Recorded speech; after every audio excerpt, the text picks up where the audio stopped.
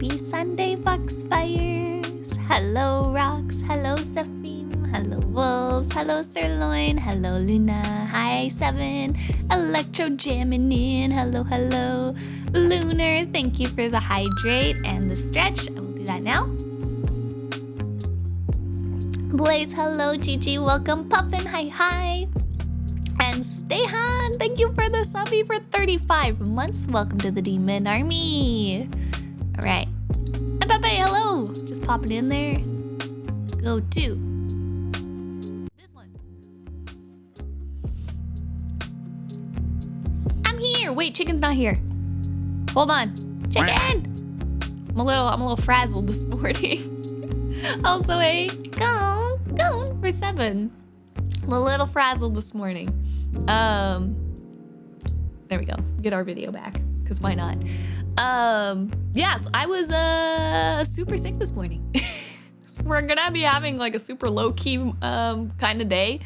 I have no idea what happened. I literally like woke up and was totally fine. I was like, yep, getting ready for stream, woke up, having my breakfast, and then I'm like, I'm starting to feel a little sick here. And I'm like, okay, well, I'll just lie on the couch for a few more minutes because, I got bedtime and stuff. And I'm like, oh, I'm really not feeling better.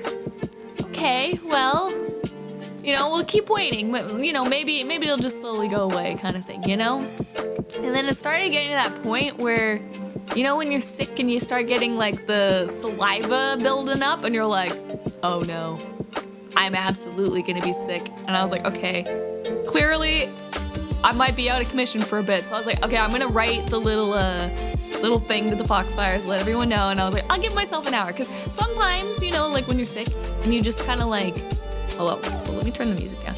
You just kind of like upchuck and then you're good after that, Like sometimes it's just like, you just gotta throw up and then, I'm like bounce back and I'm totally fine after, So I was like, okay, we'll give ourselves an hour and we'll kind of see if I'm feeling better after that. And yeah, so I was like in the middle of like writing that like Discord thing and I was like, oh, I have to run to the washroom immediately. And then yeah, just like bleh. Horrible sick, horrendous. And then I was like chills like immediately after, and then I just like slept for a little bit. And then I woke up and I was feeling a little bit better. But now I'm just super sleepy. So I don't feel sick and nauseous anymore. I'm just eepy. Got an eepy little lily today. Yeah, I feel mostly better, so I don't know what happened.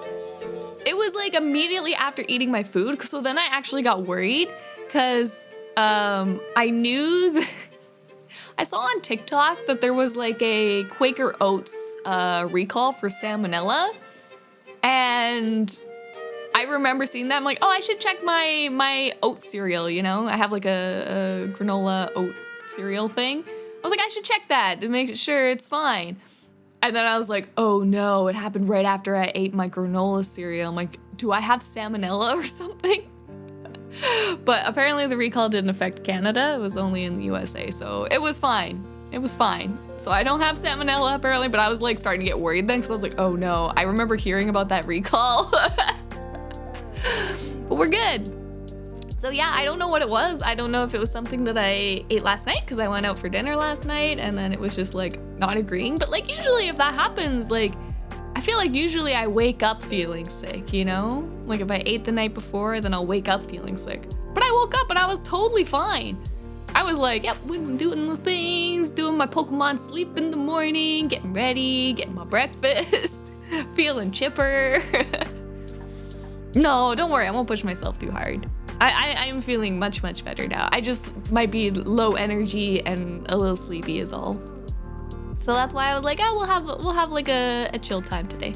Also, I just realized the picture is coming out the bottom of the browsing thing. Of the just browsing. It's peeking out the bottom.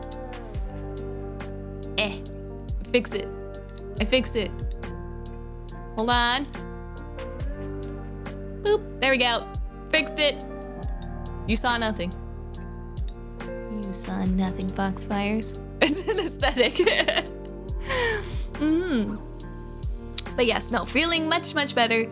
And yeah, so I was like, oh, I still want to talk about kind of like because I got to go on escape room yesterday, right?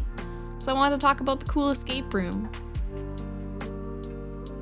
Faye's trying to delay the League lore. Well, I think it's definitely going to be delaying it today. Cause yeah, I'm pretty low brain energy. I don't know about playing a game. And my brain is mush. This is a walking simulator, you know? It basically is a walking simulator. You're not wrong. It's really pretty. I love this Diana Sessions music video. It's so comforting to just sit and watch. I love just having it like, I'll usually like just listen to this playlist like on my PC a lot of the time, and I'll just have it like run while I'm like doing chores and stuff like that. And I just love coming back and seeing like where Diana is, you know? It's really well done and well made. But yes, so I wanted to talk about the escape room. I got to go to escape room yesterday, and the escape room was called Potions. I thought it was just a generic like potions, you know, type room. Apparently it was all Harry Potter themed. So I feel like somebody who enjoys Harry Potter would have gotten a lot more fun and excitement out of it. I know nothing about Harry Potter, so I didn't get any of the inside like lore things and things that they put in. But thankfully, like, you didn't need to know anything about Harry Potter in order to do the room, so that's good. Because if you did, boy, we would have failed so fast. But yeah, so like I got interested in doing this escape room because it was called Potions. It was their most experienced room, and there was a smell warning with it. They were like, you know, like if you have issues with scents and stuff like that, then maybe this one isn't for you or something. So I was like, that's intriguing, because what does that mean? So yeah, we showed up to do our room. Ended up hit by a potion. Thankfully not. But it was so cool because you actually got to like mix a potion in the escape room. So the whole thing was like you finding ingredients for this potion and mixing it up in a cauldron, which I thought was so cool. I thought that was a really cool concept. It was sciencey. I've never seen something like that done for an escape room before. I don't know, have any of you guys had like stuff where you like make something by mixing things together and stuff in an escape room? Or anything close to that? Oh no, I also just read Seven's still getting over their cold. I hope you feel better soon. Maybe you got sick from a potion. I don't think it was that. I don't think they put anything bad in it. Yeah, it was super unique. So I guess like starting off, we were like in the first room, and then it was Harry Potter themed, I guess. So we had, I believe it was Snape? Is Snape like a potions class professor or something? I don't know. I think it was them talking to us, and there was like Slytherin related things. I got hit by a potion of nausea, and it had a very long delay on it. Oh, okay, yes. So we were in the room, and they were yelling at us because we were like late for class or whatever, and then we had to get our like aprons and get into the potions classroom. So there was like a rope that was tying up like a light, I guess, or like a, you know, what are those things that are always in caves and dungeons and stuff? They like are like a fire thing that's attached to a wall. Do you guys know what I'm talking about? Is it a sconce? Did they call that a sconce? Hold on. What is a sconce? Sconce. Sconce lights. Yeah, it's a sconce. Scone? It's a sconce, but it's like medieval. Medieval sconce. Yeah, one of these things. Or a torch, yeah, like medieval sconce. So it was like a sconce and there was like a rope attached to it. And it was really cool. So like you untied the rope and it let down like a rope through the ceiling and stuff like that, and then dropped like a key on the other side of the room. And then there was like a lock pad for like a different door. So we found that to open that, and it had, what was it? There was like, was there another box in there? I don't remember. It didn't open the key to the door. There was like a little pocket door thing, and it was, you need it in order to get to the like Slytherin house. It was like you had to be Slytherin by blood or something like that. So the keyword was like blood there that you had to type into the padlock to like get in, kind of thing. And then inside there was a box that we could use the key on to open a door lock kind of thing. And inside it, there were 4 black aprons. So that was cool. So I remember like the person was like, there's gonna be like aprons in there, and they were like, you're gonna be mixing potions and stuff, and there'll be like dyes and stuff like that, and you don't want to get it on your clothes. So highly recommend you guys all put on the aprons just to be safe and stuff like that. So I was like, that's so cool. So we got our aprons, and then in pulling off the aprons, it actually unlocked the door. So there must have been like a weight lever or something, because the door popped open so we could get into our classroom, our potions class, which was super cool. And then inside the actual potion room, so there was like a ton of cabinets and a ton of like bookshelves and stuff, and on everything, all there was like ingredients. Tons and tons and tons of little glass bottles and containers and stuff like that that just had a bunch of ingredients on them, and they were all like labeled different things, like mermaid scales and like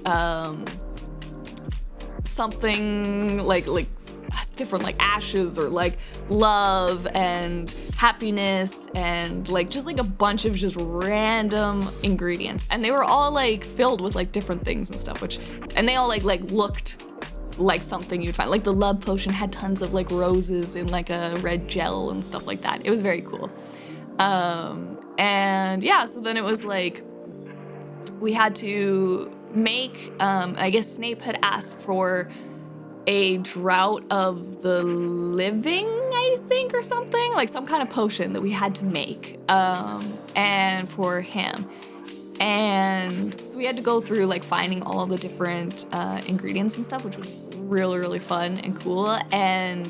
But we got like stuck because like we found like the book, the recipe, the potions book of like what we were supposed to do to make this potion and stuff. And we found all the ingredients, but some of the ingredients were locked in a cabinet, and we're like, we could not figure out how to get the cabinet open. We're like, what the heck? Like, how do we open these cabinets? We can't find anything in the room. And so we had to ask for our first hint. So you can get 3 hints. And we had to ask for our first hint. And so then like the person came in, and we were like, we found the ingredients, but we cannot figure out how to get the cabinets open. Or like we know we got the potions, we got the list, we know what we're supposed to do there, but we can't get the cabinets open. And the person's like, oh, you got the books? And we're like, yeah. And they're like, oh, put the book on the book stand. And we're like, what? And then Captain Biscuit's like, put the book on the book stand, and then the cabinet's open. And then he's like, there you go. And I'm like, I feel so dumb. It's like, like they have like the little like wooden things, and it just like holds a book for you while you're like cooking and doing stuff, right? Apparently those were weight sensed so that they triggered and opened the cabinets to get your ingredients. But we, like the dumb people that we are, we just put the book on the table. We didn't use the book stand. We just had the book lying on the table. So happens to the best of us. I love it when it's just something dumb like that, where it's like, oh, okay, like it's a puzzle or something, and you're having troubles figuring out a puzzle. And then sometimes just like, you didn't put the book on the book stand. So, so we opened that, and then we got all our potion ingredients. And that meant that we got to start making our potion concoction, which was super, super cool. Hello, Grand King, welcome in. We're talking about, I got to go on a skate room yesterday, so I'm talking about it a little bit here. Yeah, the simplest things tend to be missed sometimes, I agree. Oh, and thank you for the follow. Welcome to the Foxfires. Go, go. So, we got all the ingredients together, and there was like one dumb thing where like we couldn't find, there was like belladonna as like an ingredient, and then there was belladonna extract, and we were like, how do we make this extract? We're like, where's the extract? Where's the extract? And nobody could find it. And then they were like, we each kind of like took a section because like the different ingredients were like in 3 different areas. So we kind of each took an area and we're like scanning for the ingredients, right? And one of the sections, I guess, it had the extract, but my friend missed it. So they were like still trying to find, and they're like, maybe, because here's the thing too. All 4 of us are science nerds.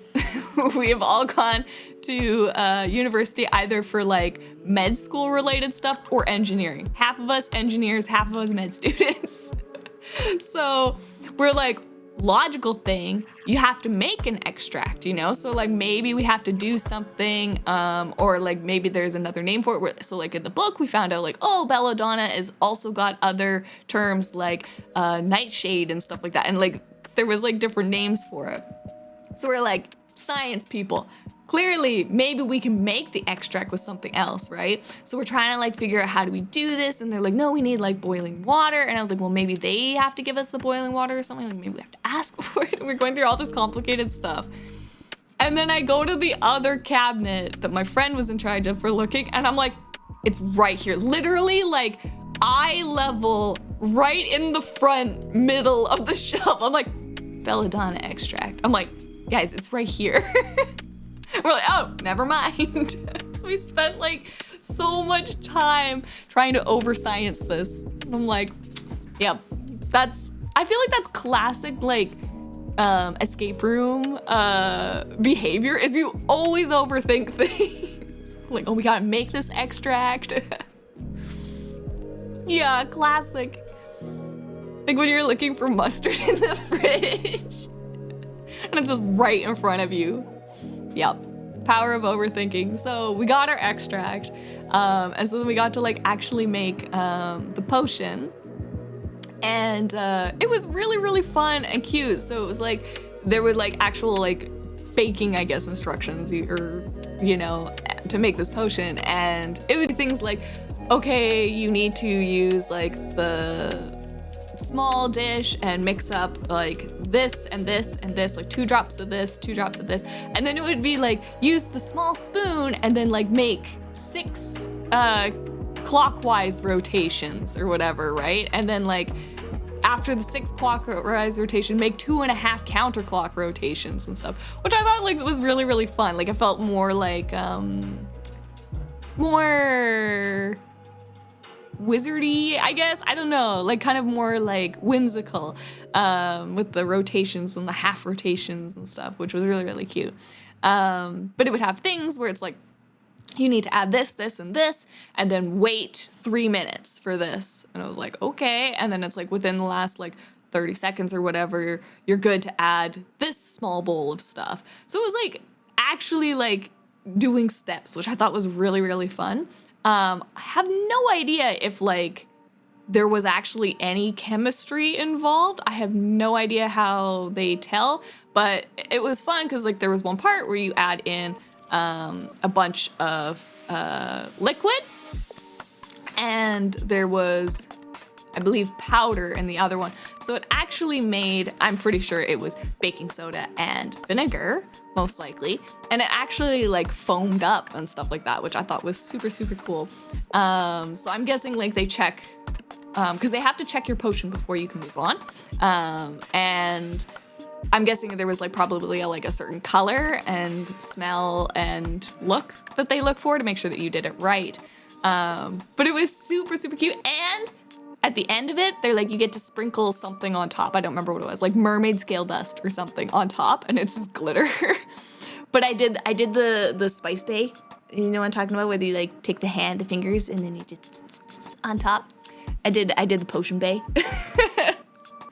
So that was my little final touch. But yeah, the person came in. So like when we were done, they're like, put your dirty dishes and stuff like in the cleanup area. So there's like a little janitorial section, and it had like dirty cauldron, your potion supplies, and like other stuff here. So we put like them in their respective spots. Elegant sprinkling, you know it. And yeah, so then we finished that area. So they took our potion from us, and they said like their next code or hint or whatever is like Lily. So I was like, okay. So we had like another lock that we could put like the letters and stuff into for Lily. And it opened up, and I don't even remember what that gave us. I don't even remember. Oh, I think it was a key to open like the last cabinet or something like that. And then that triggered something else by opening it. Which was really cool. Like there was a lot of like triggers and different things like popping, opening and stuff in this one, which I thought was really, really cool. But we ended up getting a box, and the box had a newspaper in it, a lobster in it, and a broken mirror in it, like a hand mirror. What is the lobster? Is there any Harry Potter fans that knows why there was a lobster in that box? Because we could not figure out why there was a dinner. We could not figure out like, why is there a lobster? It was absolutely like, you know how they say that it's like a red herring? This was a red herring, or also known as a red lobster. We were like, the lobster had nothing to do with anything like when we finished. But we were like, why was there a lobster? Left their lunch. Not that I can remember. Why was there a lobster? But it also gave us a black light thing. So like we were looking for black light all over like the newspapers and stuff. I couldn't find anything. And then eventually we were able to open a different box with some clues and stuff like that. And it gave us like a little map thing. Alive, right, not alive. It was a plastic lobster. But yeah, so it gave us like a little map thing so we could use the black light, and it had like little footsteps for different places in the room, and corresponding at those little X locations, there was a black light with a number. And we were so dumb. So in the door where we got the little map thing and stuff like that from, there was actually, it said, I solemnly swear that I'm up to no good, right? That's the Harry Potter saying thing. Also, what is that saying from? Like, I know it's a Harry Potter quote thing, but I don't know what it is. But when we shone the black light on it, because that was like the first place to start, there was a little snake drawn in black light on that little writing thing. And it was like, okay, so we have a snake. And then we went to the second place, and it was a number. So we're like, okay, number. Then third, fourth, fifth place were all numbers after that. And it was like, oh, okay, like all the ingredients had a 4-digit number on them. And I was like, okay, maybe it's like snakes. So we're looking for something that is relating to a snake. So there was like examples of snake fangs, right? And I was like, then there's the number on the bottom. So I was like, okay, maybe it's like something to do with that. And the passcode is that or something like that, because there's a number missing. So I thought maybe the number was off the item list. The Marauders map. Oh, I don't know where the Marauders are, but I've always heard that before, but I didn't know what it was. I wasn't sure if it was like a certain character's quote or something, or like a house motto or something. I know nothing about Harry Potter. But yeah, so it was like, okay, we're like gonna find things, and I found like snake fangs and stuff, but the numbers didn't quite match up and whatnot. So we spent forever trying to figure out like what this number was and what it was supposed to relate to, and we couldn't figure it out. And we're like, we got like 20 minutes left too. And I was worried there was 2 more cauldrons in the potions thing at like different stations. And I was like, does this mean that we have to still make 2 more potions? Because I was like, there is no way we're gonna get out of this room if we have to still make 2 more potions. But we were like, okay, let's just ask for a hint. So they came in and we were like, we found the black light with the map and we found like the numbers, blah, blah, blah, blah. And the person's like, oh, so you found like the numbers and stuff. And we're like, yeah. And they're like, oh, you're missing 1 number though. And we're like, well, we just have snake. And she's like, what is snake?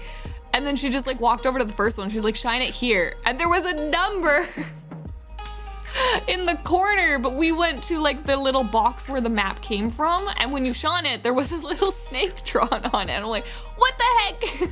They got me. So like on the wall next to the snake, there was actually a number there somewhere. So I felt very dumb, but you know, we had snake. I thought that would have been so cool if you had snake and you had to find like the snake fangs, and then if you looked at the item number, it would give you the full code for the door. No, I was way too in the numbers of the item numbers on the ingredients apparently. Snake is my favorite number. It's just like the woman like, snake? What? What are these people talking about? So yeah, we got our number for the door, and we were able to open up into the last room. And the last room, I guess, was like Snape's office. So there was like a thing that's like, if you get caught in here, like you're gonna be so dead.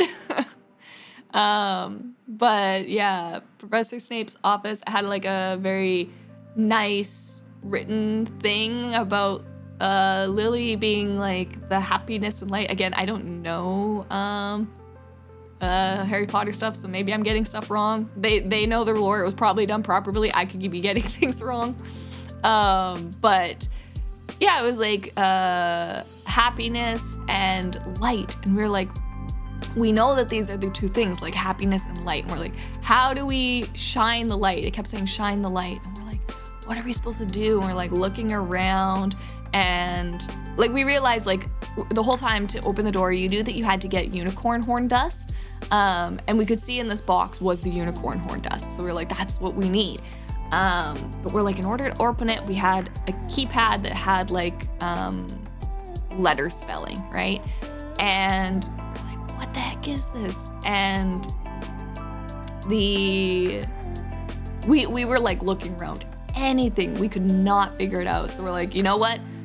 We got 1 more hint. Let's just use our last hint on this because this seems like it might be the end. So the person came in and we're like, we know we need to get this box open, and there is the happiness and light thing. She's like, yeah, so there's 2 words on here that are like highlighted. And we're like, yes, we know, happiness and light.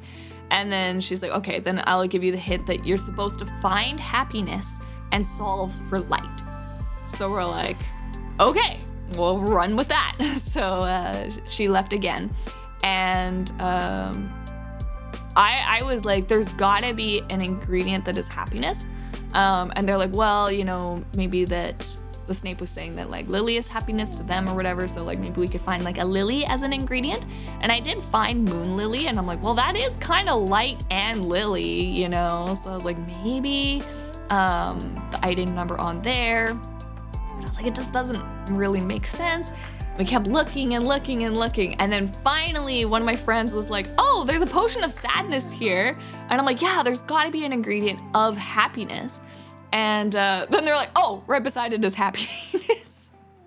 So there was literally just a potion of happiness in the cabinet. So we took that out, opened it up, and then inside there was, I don't even remember what. Oh, I think it was like letters of like blocks of like letters or whatever, so you could like make a word. And I don't remember what that word was actually. Yeah, I don't remember what the word was, but that opened the box to the unicorn horn dust, and then the unicorn horn dust has the item number on it, and we could use that number to then open the door, and we escaped. So we did it. It was a lot of fun. I would say for this one, like the puzzles weren't particularly like difficult. Like sometimes you can get some really like thinking puzzles, but I think the whole room was very time consuming because of like the whole making a potion thing in it, which was really cool. Oh, it's an item. Basically, you say that it shows a map and shows people's locations even when walking. Oh, that's so cool. So it actually related then to the map because we then used the black light and it showed all the footprints on the map of the people walking. That's really cool. See, that's why I was like, I think it would be better if somebody knows like Harry Potter stuff to go through it. Because we're like, I don't know. Ice cream is an ingredient to happiness. You're not wrong. You're not wrong. Hi, Shirley. Welcome in. We're just talking about the escape room that I went through. But yeah, so it was just really, I think, probably time consuming rather than difficult because it was just like having to find all the ingredients and read like everything because there was so many, like hundreds of tiny little bottles everywhere and you had to read all of them to find your ingredients. So I think it was just more time consuming than like difficult puzzles, I guess. But it was a lot of fun because like I've never done an escape room where you actually got to make a physical potion and actually have the potion like bubble up and stuff like that, which is cool. Like even if it is just like baking soda and vinegar, I think it's still cool that like you add something and it's like, ooh, you know, something happens. Even if it's simple. Hello, Yuzuki. But yeah, so that was a experience. And I would absolutely do another one like that in a heartbeat. Did you get time of completion in comparison to the best time? I actually don't know what the best time was. I didn't ask, but we finished with 6 minutes to spare. So I'd say 6 minutes to spare is actually pretty decent for a escape room. Apparently only it had a 16% completion rate.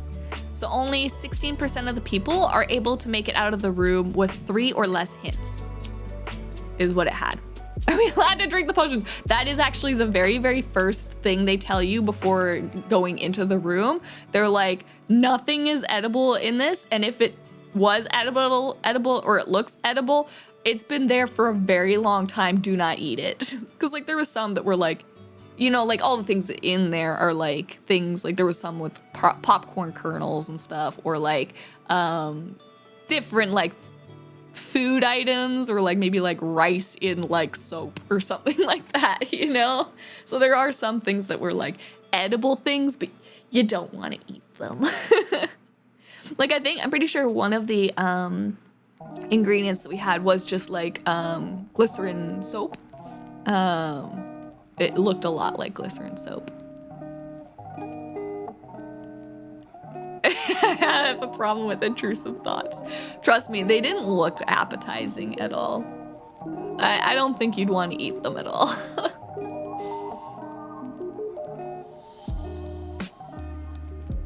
Yeah, I haven't been into Harry Potter in years, barely remember things from it. I never got into it. Like I remember like when the book first came out and was like everybody around me was like starting to read them, but I just didn't get into it. It wasn't my thing. I was busy reading, let me see, probably Silverwing. Honestly, at the time, it was probably Silverwing that I got into. Look, you get sorted into 2 groups, Harry Potter group or weird bat-loving group, okay? Silverwing, the Silverwing, Sunwing, Firewing series, that was my jam. I loved those little bats. I was into that, and I was also super into, I liked like animal stories more, I guess, than people stories, because I also super loved the Guardians of Ga'Hoole series. Oh my god, I was obsessed with those birds. Do you guys know Guardians of Ga'Hoole? I can love Guardians of Ga'Hoole. It's just all about owls, and like they have like their own little like society. Guardians of Ga'Hoole. Ga'Hoole. Don't drink the potions. Yeah, it was like super good. It was just like about owls and war, essentially.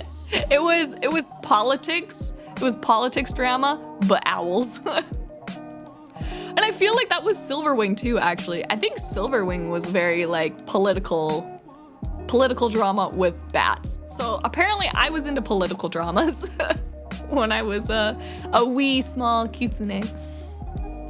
Yeah, it's the one with the owls. Is really good. So it was actually funny because they made a movie of Guardians of Ga'Hoole, and I went to go see it, and it was like a theater full of like children, and then me. It was because I'm like, this is my series, man, you know? I went to a theater, I was excited. Yeah, Silverwing. Silverwing was a good series. Is that the Jack Frost one? Jack Frost? No? I don't think so.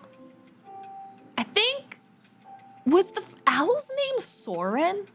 Why is that name coming to me? Hold on. Guardians of Ga'Hoole. Guardians of Ga'Hoole. Guardians of Ga'Hoole. Here's the books. Here's the books. Yeah, here's the movie, I guess. Oh yeah, here's the movie stuff, right? From the studio that brought you Happy Feet. See? It was really quite beautiful at the time. It's probably old now. So, oh yeah, it was in 3D too. Doesn't kill you, makes you strong. Throwing a potion. Thank you for the throw. Yeah, like here's the movie. They're really pretty. I want to say the main character's name. Soren, it was! Wait, how did I remember this? It's been so long. The main character was Soren. Oh, and he had a brother, and his brother's name was like... I want to say Kled, but that's League of Legends, probably. I don't remember the brother's name. But yeah. Political drama with owls. Guardians of Ga'Hoole.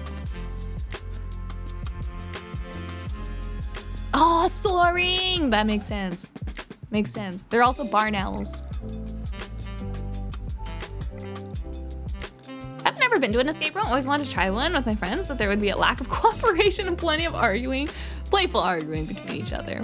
It's really fun. I love that, like, in escape rooms, I feel like there's always like everybody figures out something on their own in a way. I feel like that's the best way to describe it, but it's like I don't know, like everybody's brain works differently. And it's like you need that in no, go back. No.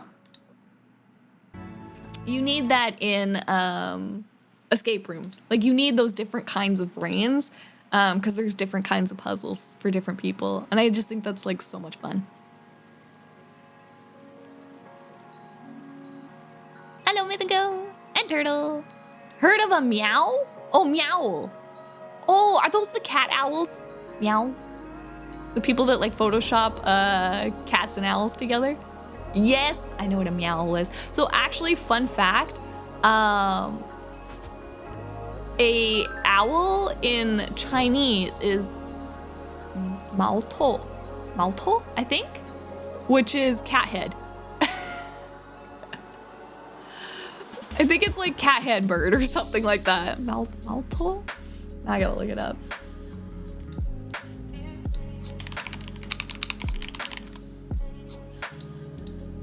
Owl. Maotoying. Cat head bird. Cat head bird. 猫头鹰 Maotoying. Maotoying. Now you know. I love Chinese animal names because they're very literal a lot of the time. So like the penguin is the business goose. Cat head bird. That's what it is. So the meow reminded me of Maltoying. Oh, also 6 months. Oh my gosh, Chance, thank you for gifting 6 months of subby to Mythico. Mythico, welcome to the Demon Army. Thank you, Chance. Thank you, thank you, thank you. Sheesh. Yup, cat head bird is so cute. And it's so true. I've also heard them referred to as, what is it? Seething toasted marshmallows? Owls? It is just seething hatred toasted marshmallows. They are very toasted marshmallow vibe, you know? Have you seen the trailer that curse looking cat humanoid cats? What? Curse looking cat humanoid cats? I have not, and I'm afraid. I'm afraid of this. You'll have to put it in the Discord. And then I will be very upset after. Oh, also thank you for the stretch and water break, Lunar. Yeah, angry marshmallows. Toasted though. They're definitely toasted because they got that white and brown. That outer crisp on them.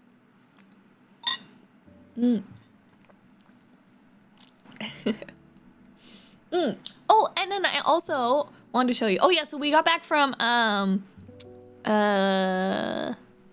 escape room and then got dinner at my favorite like Taiwanese restaurant. Oh, food was so good and I ate so much food and it was delicious. And then watched some anime. Got caught up on some anime that we were all watching together. It was a lovely night. But I was like, oh, maybe I got food poisoning, I guess, from maybe the night before. But it's just so weird because like normally I would wake up feeling sick, you know? But I like woke up fine. Extended food coma. Oh, it was so good. I love it. I always get, they're called dry noodles, and it's my favorite thing. Like the texture of the noodles that they make, mwah, so delicious. I love it so much. But yes, so then also, not related to yesterday, but I got to open it up yesterday. I have been working on seeing if my mold making supplies actually work, and they did. So I'll show you the mold that we got for our project that we're working on. And then maybe we can clean up the mold for it while we chat. I was like, that's a nice like down thing to do.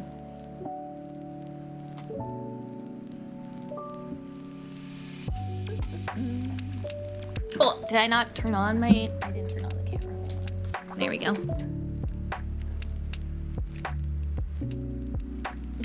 Mold making supplies or a Tupperware leftovers in the fridge. It's so funny because like, I feel like when I say mold, everybody always assumes like bad mold, you know, like growing mold. When I hear mold, I always automatically go to mold making first before like moldy food. And I'm like, but I think you are the normal people. I have done too much crafting in my life. All right, let's see.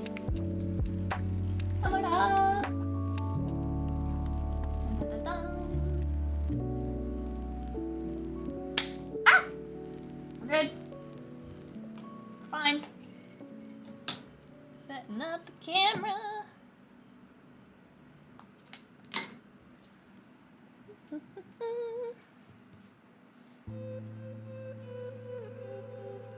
You guys, just see my tracking.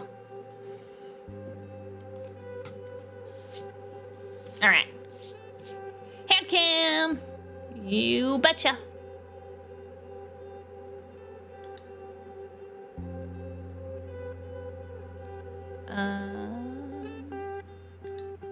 Ta-da!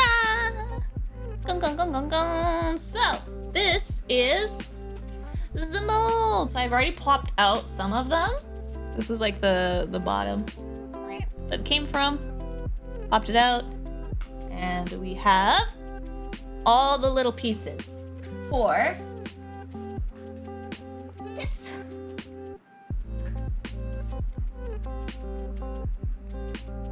So these were like, you remember like we made the little, they got like glue on the back of them now from coming out of the mold. these are all the little pieces that we made, because I want to cast these with clear resin, right? So that when I go to paint, I can paint the numbers on and then put clear gems over top, right? So in order to do that, I had to make a mold, but I wasn't sure if it was going to turn out okay, because I have literally had these mold making supplies untouched for probably like 8 years. Also Mythica with a go, and Chance with a nya, nya, nya, nya. So it's been a long time, and I was like, I have no idea if it's actually still going to work and solidify or not. So I was like, I'll do that ahead of time to make sure that it is going to turn out, and it did, which I was very shocked about. So it's been so long. The project was last year. I know, because I went on vacation and then I got COVID, but now we're back. So I'm going to do a little bit of trimming up work. Let me actually put this camera in a better spot. Ugh.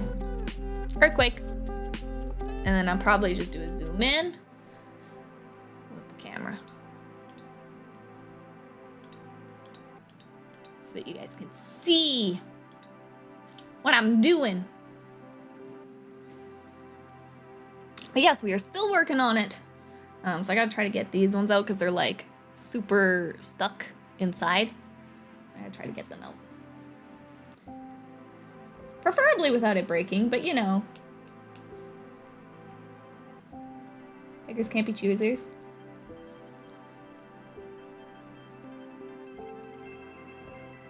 I'm just gonna score it.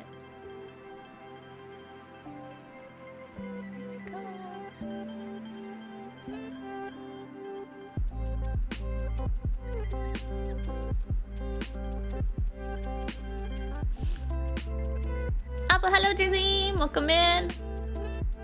What? Come on. Yeah.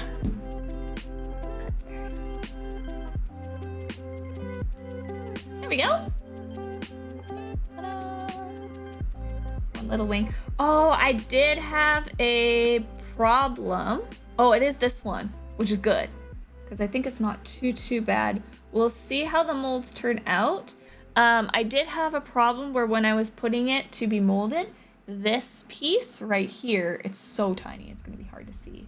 But this piece here actually cracked, and I had to very carefully try to glue it back on. And then yeah, there were some areas of like glue that were squishing out, which were not great, but I'm hoping the cast will still turn out nicely, and that maybe I can just even do some little bit of cleanup work on the molds themselves, and then everything will be okay. Hopefully.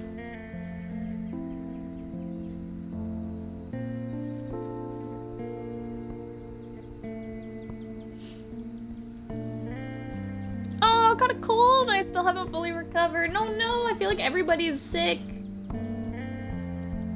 I hope you get better soon, Mythico. It's rough.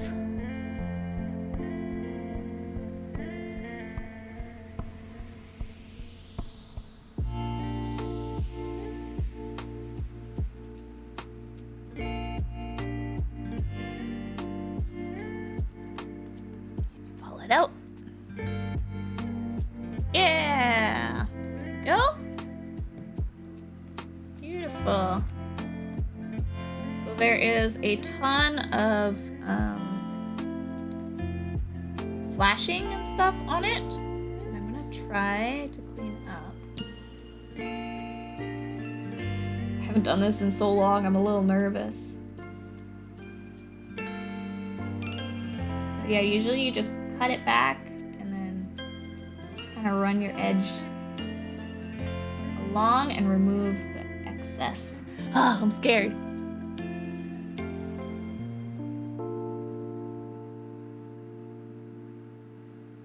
I want to like nervous watching people use X-Acto knives. Thankfully, like there's like to cut the silicone, you need like no pressure at all. It just cuts so easily. Nah, I won't cut myself doing this. There's not enough pressure. I might poke myself That's more plausible rather than a cut, a puncture wound. When I watch people use a soldering iron, really? Oh, I should also make sure I keep my phone nearby. I had a package that was trying to be delivered yesterday, but they didn't call. I was a little sad. But it's got some lights and stuff like that. Some LED lights. Your soldering reminded me.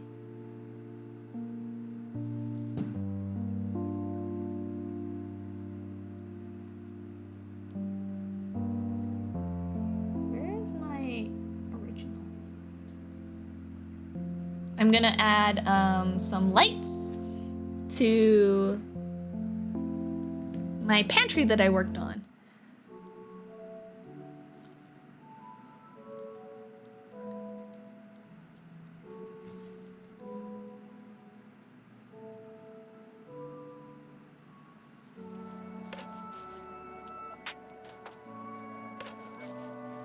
Good.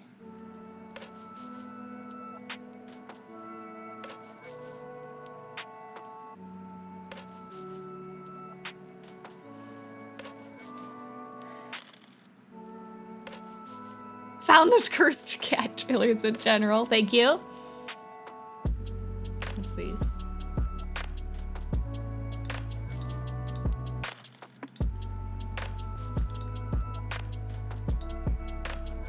I'm worried about this. Oh, like Cats the Musical. Yes, I do know what you're talking about now. Cats the Musical.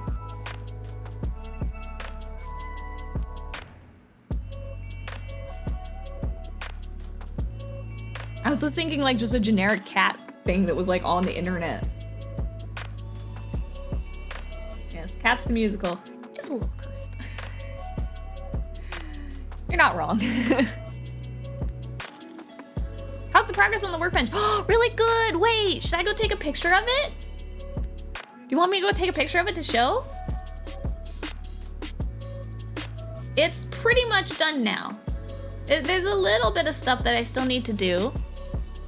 Show it off? Okay. I'll go take a picture quickly. I'll just run the ad in the meantime because it's 4 minutes away anyways. So I'll just run it now and I will go grab a picture of the workbench to show you guys. Okay, BRB.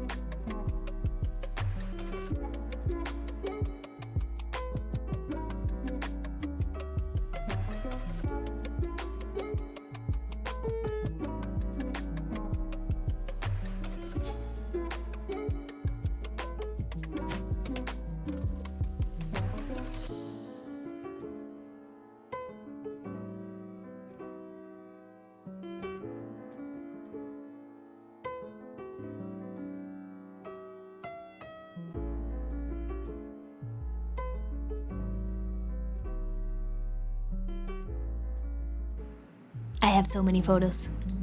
Okay, ads are still playing. I'm back. 10 more seconds. I'm transferring them over.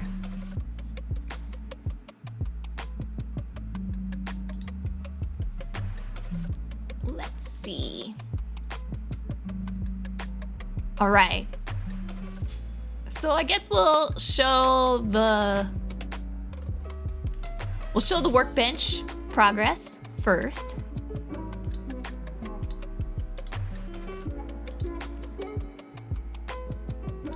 Okay. Transfer to game screen. Now the ads are done. Okay. So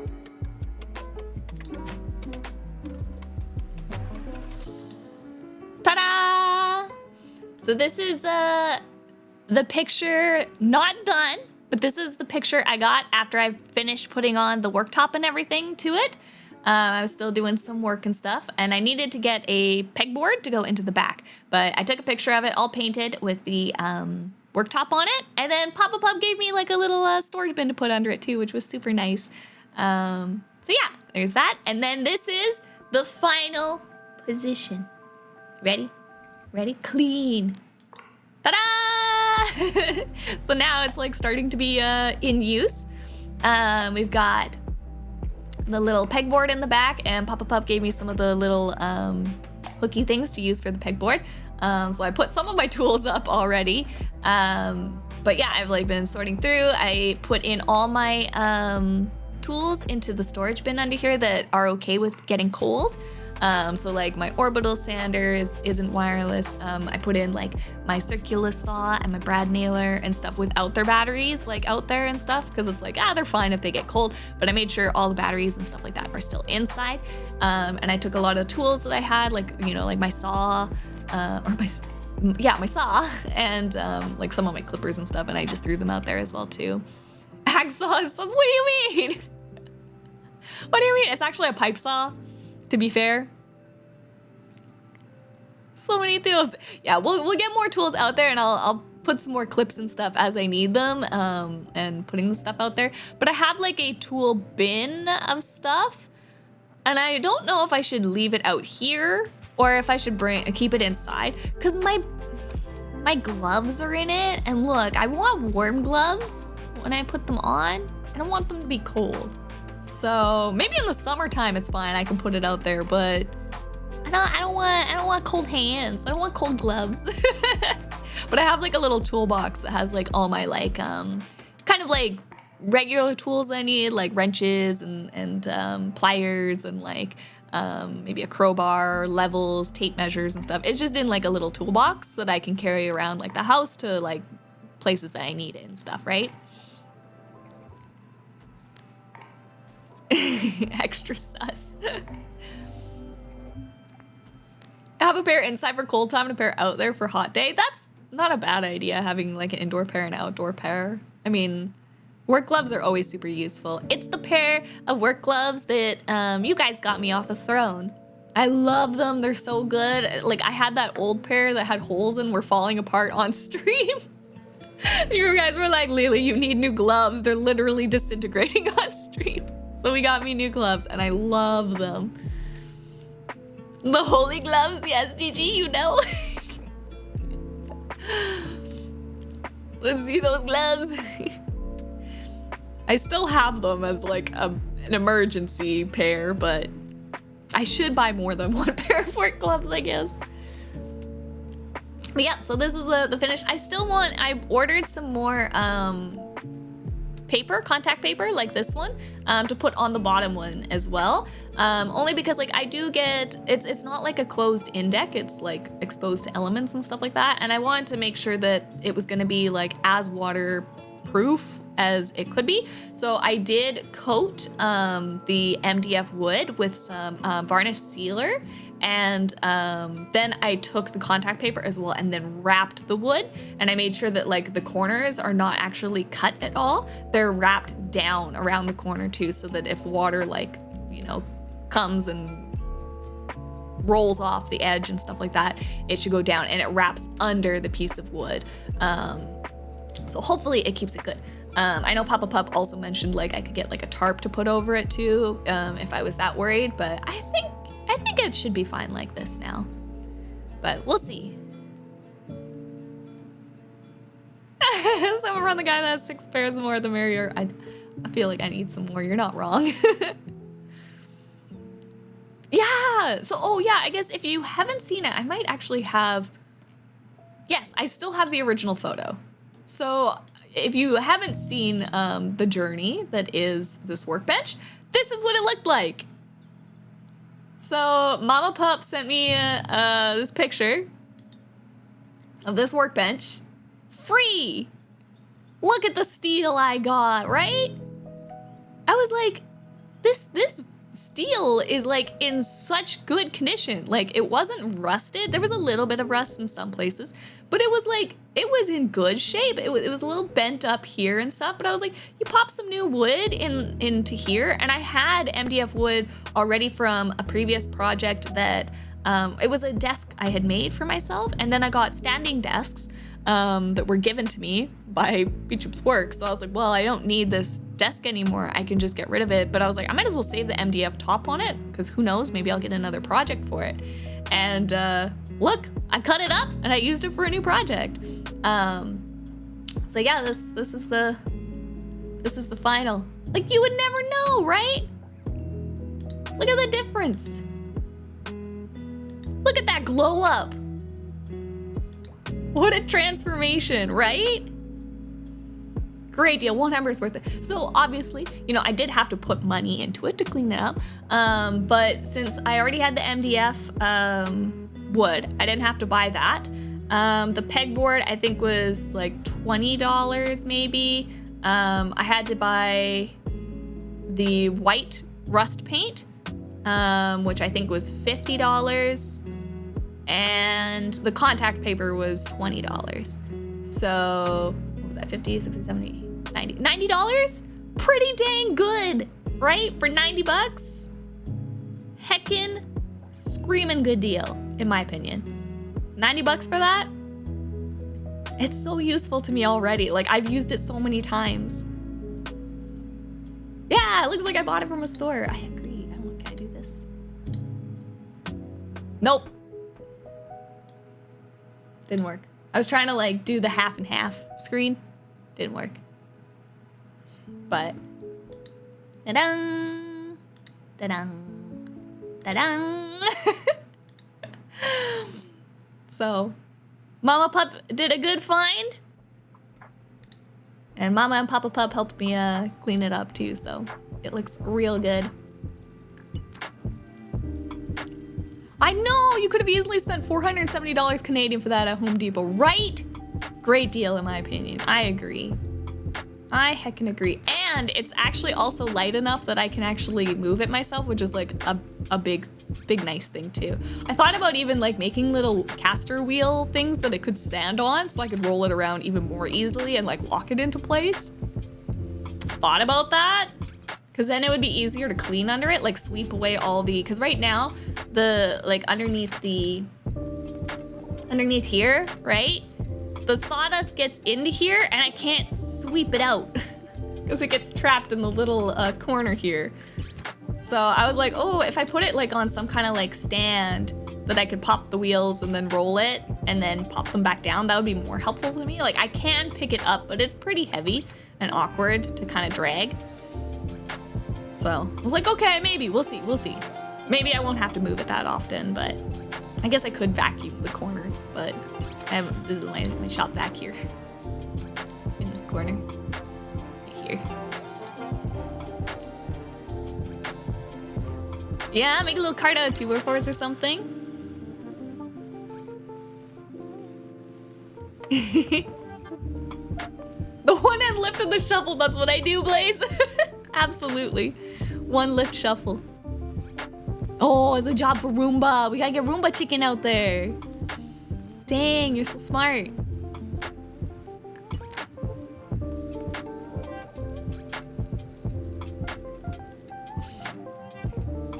But yeah, so this is the little project that I worked on for the bench. Big transformation.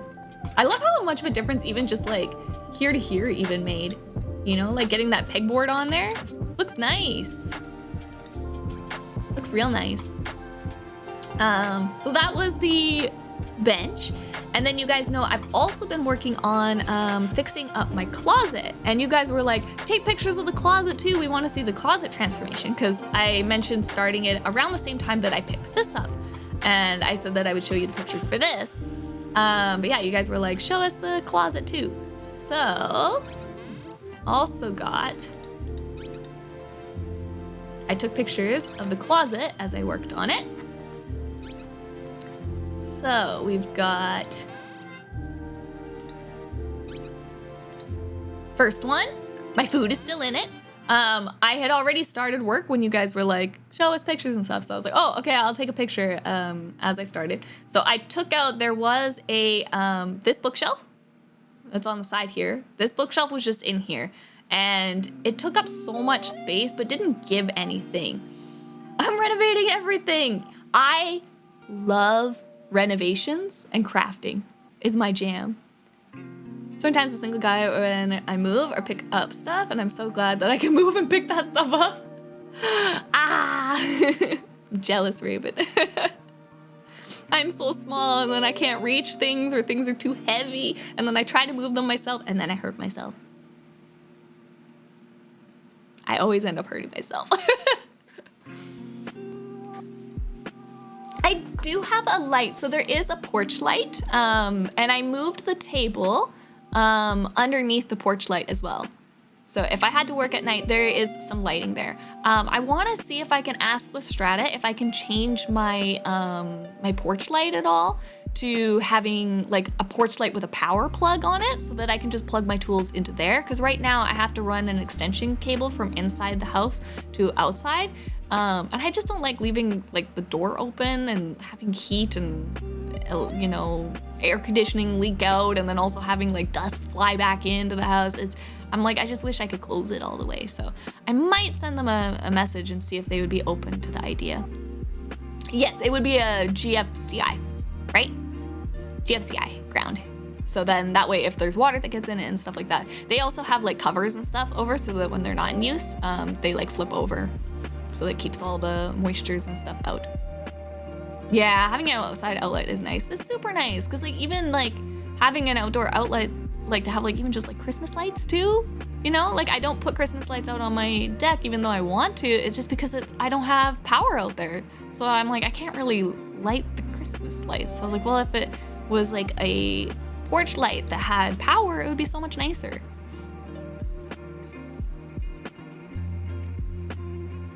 Yeah, lasers. So I invested because I knew I was going to be putting up these shelves. I knew I was going to be investing. So I got myself a 3-way laser. Like a self-leveling laser.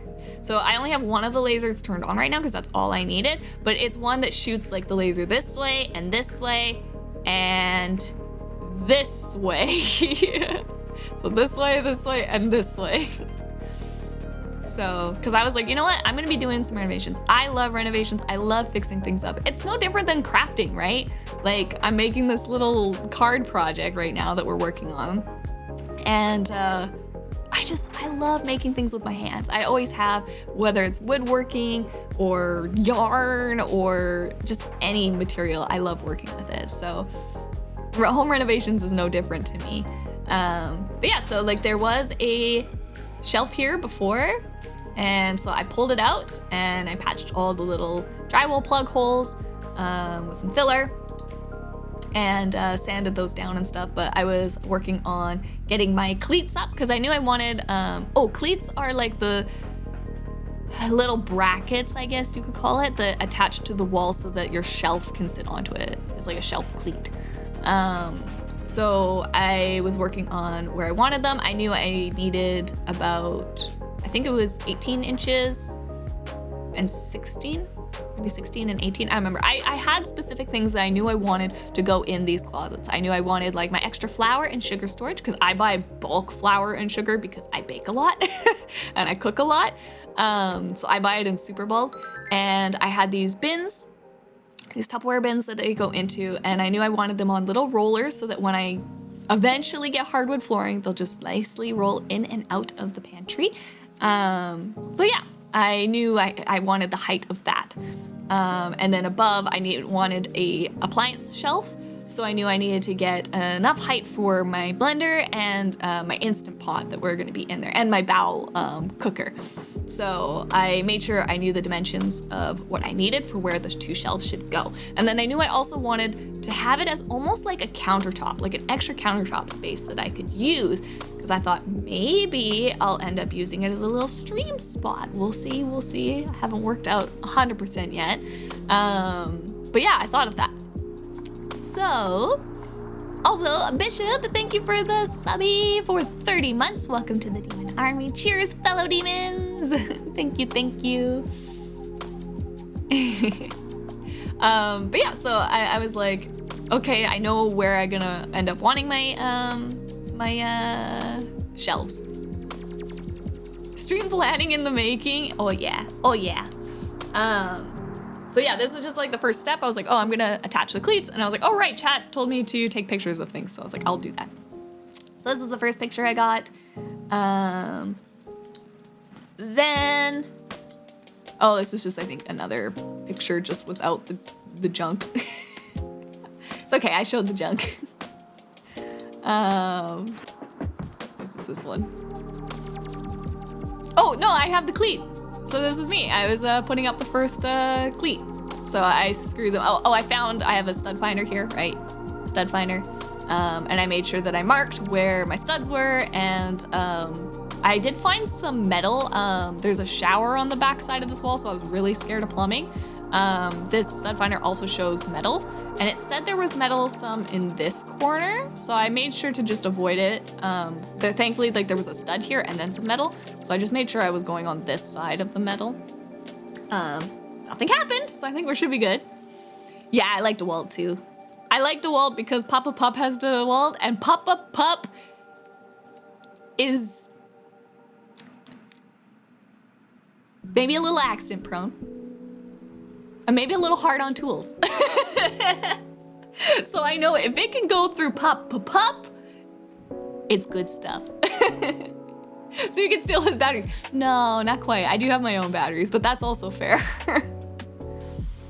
Yeah, not finding water is always a good thing. So avoided that, and yeah, got the first cleat up. So I knew, like, the reason why I didn't sand or paint or anything yet was because I knew I wanted these cleats to be the same color as the wall to blend in and make it look a little more like a floating shelf without it being a floating shelf. So I was like, good to screw in, and I can paint all after.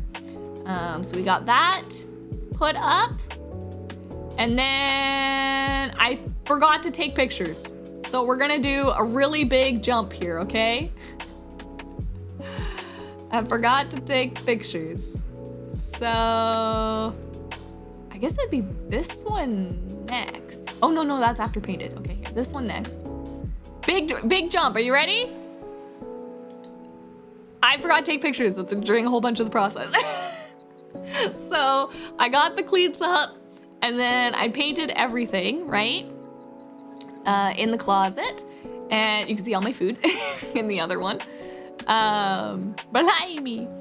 And there was an original like wire shelf, and so I was just gonna put the wire shelf back in it, and then I made these little covers.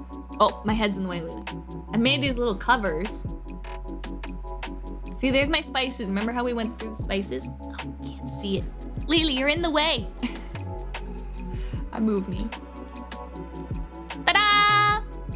See how there's like those little wooden shelves and stuff? So I was like, I'll just put the wire shelf back and put the, like, you know, wood there, right? That was my original plan. So that's why I just painted over the wire shelving that was there, right? Become chimkin size. So yeah, left that there and painted the shelf, painted everything else, and painted over my cleats.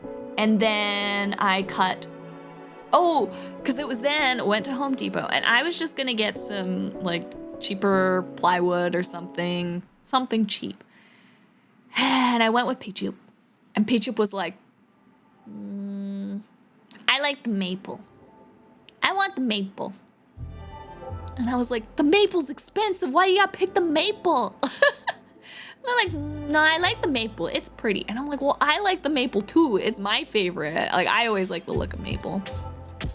And they're like, well, then we'll get the maple. And I was like, it's expensive. They're like, doesn't matter. We're getting the maple. So it's like, okay. So we got the maple. I know, Peachup got the expensive taste. Because it reminds them of syrup. That's exactly what Peachup said. They're like, I want the smell of maple syrup in my shelf. So I was like, well, it doesn't work that way for one. But ended up getting the maple. So I painted and with some varnish and did tons of sanding. And I was like, okay, like I'm gonna do these right then, right? Because I was like, this is expensive wood. I want it to look beautiful. So I gave them good sandings. I put varnish down to seal it and did sanding coats in between. And I did wet sanding and everything. And they are beautiful, beautiful pieces of wood. They got those shelves all done up. This is very, very old paint I was using as a holder. But yeah, and then I was like, well, if I'm doing such a pretty job, you know, with the maple and everything, I want it to look pretty, right? So I was like, ooh, what if I did like a fake shiplap on the backside of the closet, right? To just give it a little extra bit of like texture and fanciness, especially like if I was gonna be using this like as like kind of a drop zone or maybe possibly area for streaming, I don't know. I was like, let's do that. Did you maple everything? No. So this is actually not maple. This is just Revolution Ply 1/4 inch plywood, super cheap stuff that I just cut into strips. It was actually left over from this project where I cut up all the shelves and stuff. I had leftover wood, so I just used that, cut it all up into strips, and made some like fake looking shiplap to the backside. Yeah, might as well do a little extra fancy work, right?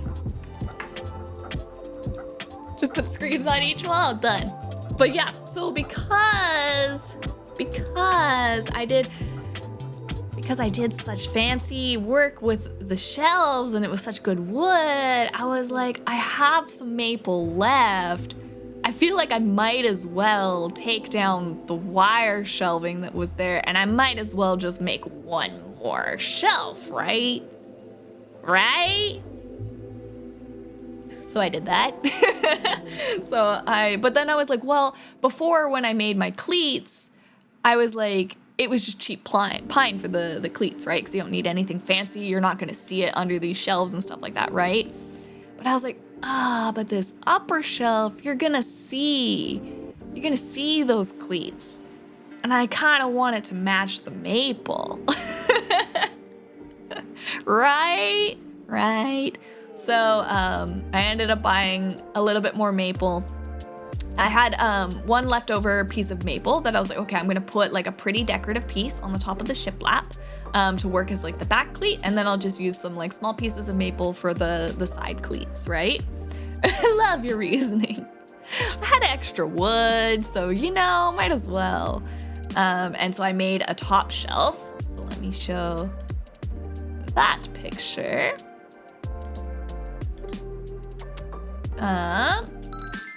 Here's another little jump. So I'm starting to get some of my stuff back in to the shelf here.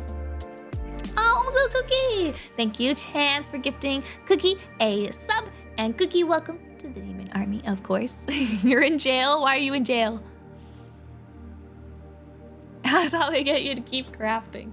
Yeah, so I added, you can see here, this piece of maple to the top of the shiplap. Oh, and then yeah, I also like finished off the shiplap and added, or I painted it as well to make it all blend in nicely to the wall. It just has like a subtle little bit of texture, you know? So I had that and then added the maple and the cleats to the top and got the next shelving done. When I did this, I needed to go to Papa Pup to use the table saw to do some rip cuts for this maple. And they were on their way to go for a drive. And then I was like, oh, like, can we do this? And they're like, we can, but we're on a drive. And so they ended up just like swinging by, picking me up, and then like heading to go do the cuts, right? With me. And so then I very quickly, I was like, oh, I got to get my measurements together. Because I wasn't ready,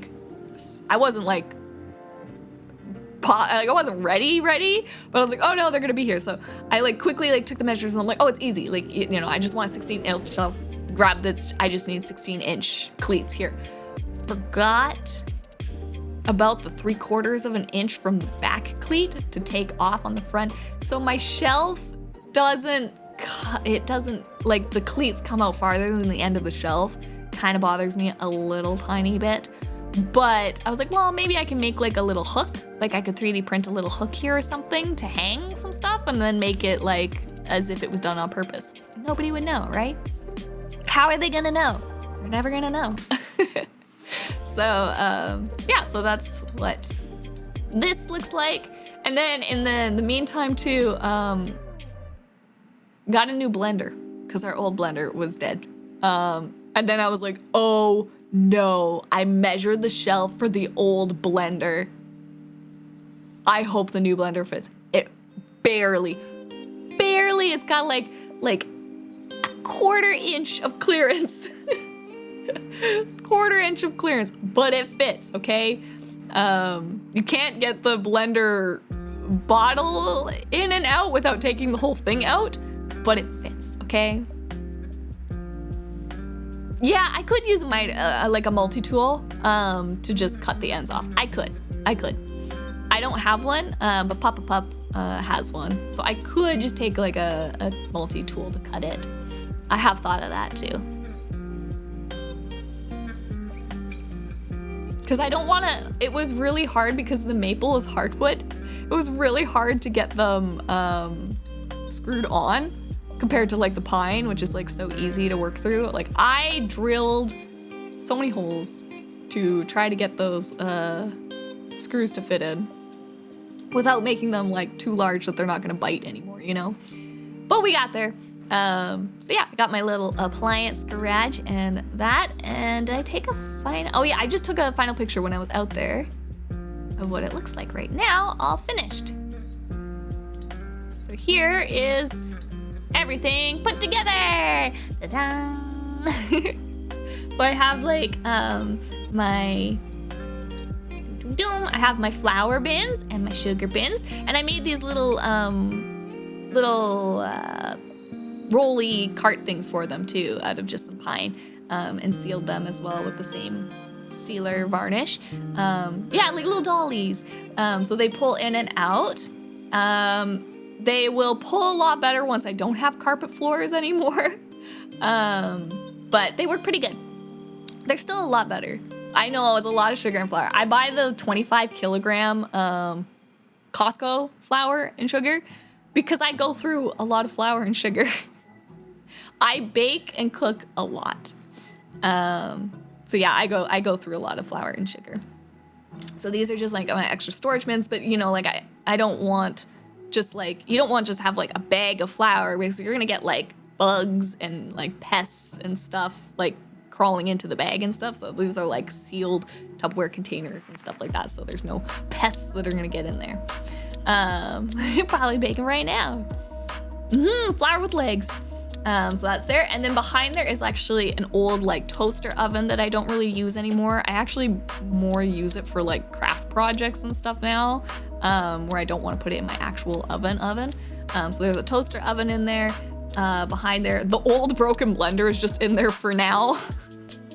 So that's behind the flour. And then I have like all my silicone molds that are like weird mold shapes and stuff for baking. and ice cube trays and stuff like that. Actually, you can see the chickens. Remember our popsicle chickens? That's actually the popsicle chicken tray right there. We should try making some more chickens again. Maybe this summer.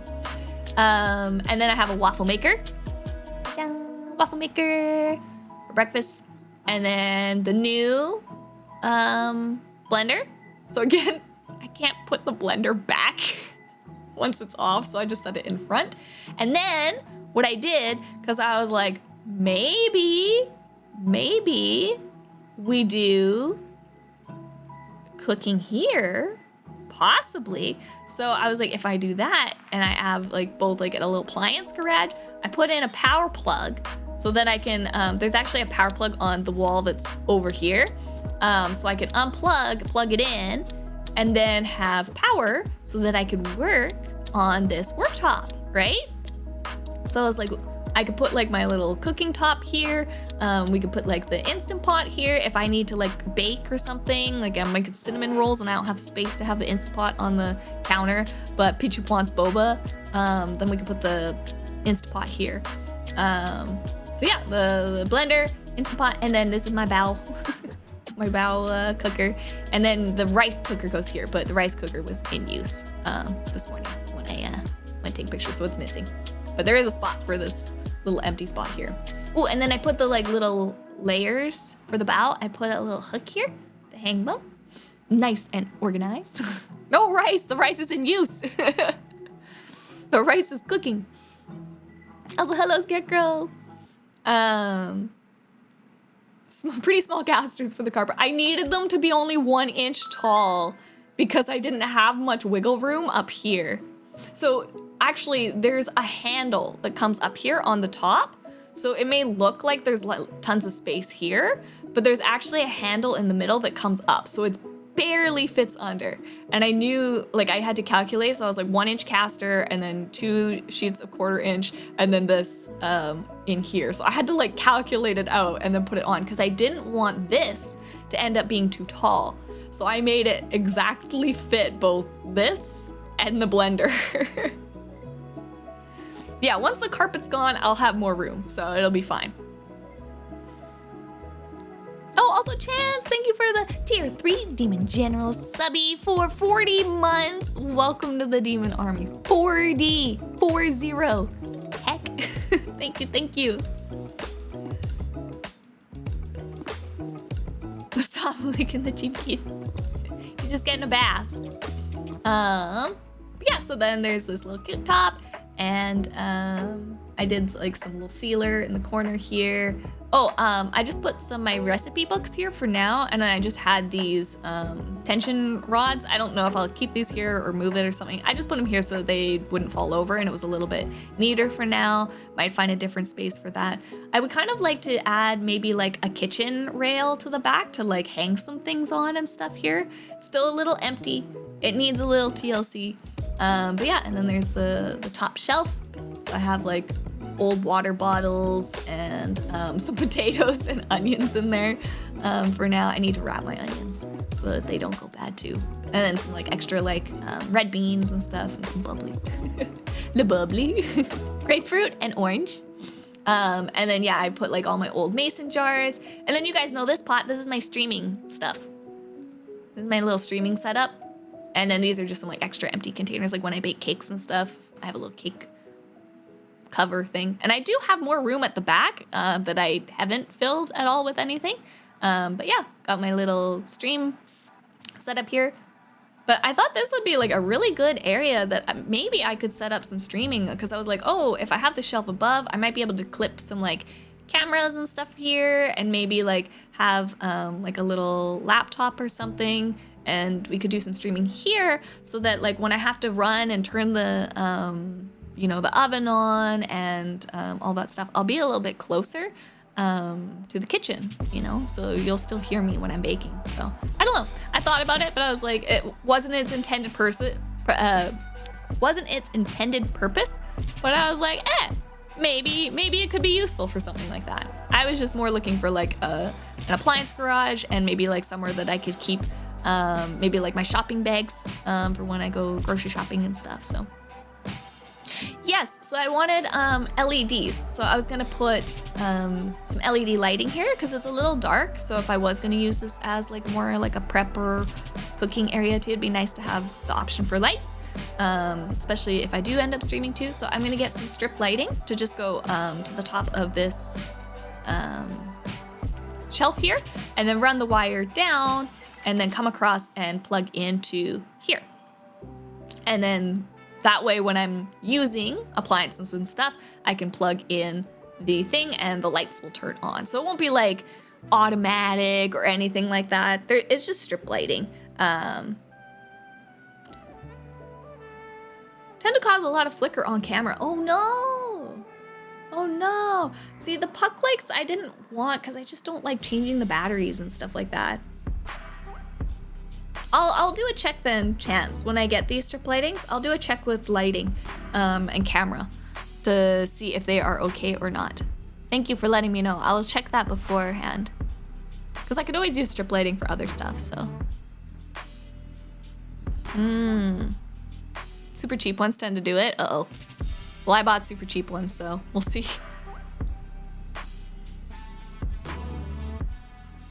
Oh, 12-volt wired lights. Gotcha, but you need about 3/4 space to drop them down. Should be fine.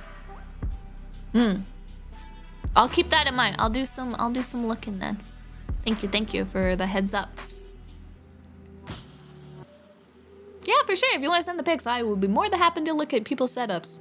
Inspiration is amazing. So I eventually want to renovate the whole house, so I will paint it like a similar like white color. I like it's called Japandi architecture style. So it's very like it's a mix between Japanese architecture and Scandinavian type architecture and interior designs and stuff like that. And I really like that look. So it's a lot of like white, natural, light woods, and then maybe accents of like black in there and maybe some like greenery and stuff to give a bit of color. So I really like that type of style. So eventually I'd like to do the rest of the house and stuff, but one project at a time we get there. So, so that was my project from here to here. Look at that organization. Doesn't look a whole lot different, but it's a better useful space now.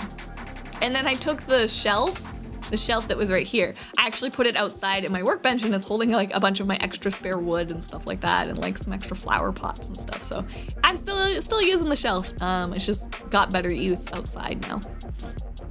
Sips and Buster, thank you, Gigi. Thank you, Linka. Hi, Trishan.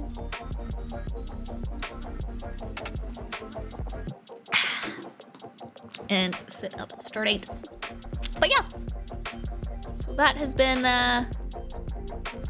the fun projects that I've been working on. So I don't know what project I'm gonna take on next. I have like a whole bunch of things that I need to do. I know the furnace is gonna be going at some point. I need to do a bake again. Get some baking done.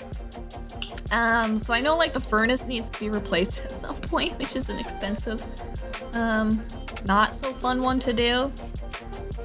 And then I also know I need to think about the water heater, because I know the water heater is going to be going at some point. These not so fun, very adult things that I have on the back of my mind. It's like, okay, gotta prepare for that bill and gotta prepare for this bill.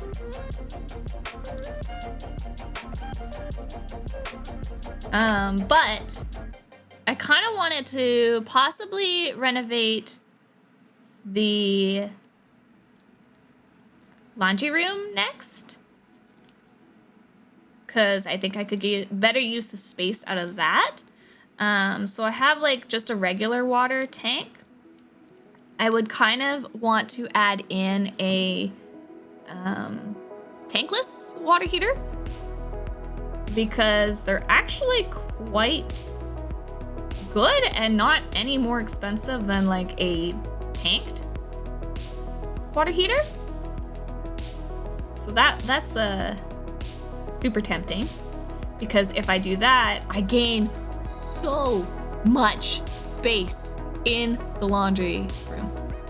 So the hot water heater having issues. It's not having issues, but they always recommend that you replace your water heater like when it reaches like the age of 8 to 10 years. So we are 8 years, and it's fine, but you don't want to risk having it explode. Like Mama and Papa Pup actually had theirs die on them. I think theirs was not outside the warranty, or not warranty, but the expected like replace age. So it was like younger than it should have been for doing that, but actually the bottom of it rusted out, exploded, and they had water all over the basement. Fun. So yeah, it's definitely something like when they say you should look at replacing it, it's cheaper to just replace it than paying for the cleanup costs of having your entire basement get flooded. And for us being in a condo, it's extra expensive if something like that were to happen, because it would affect my downstairs neighbors, which I don't want to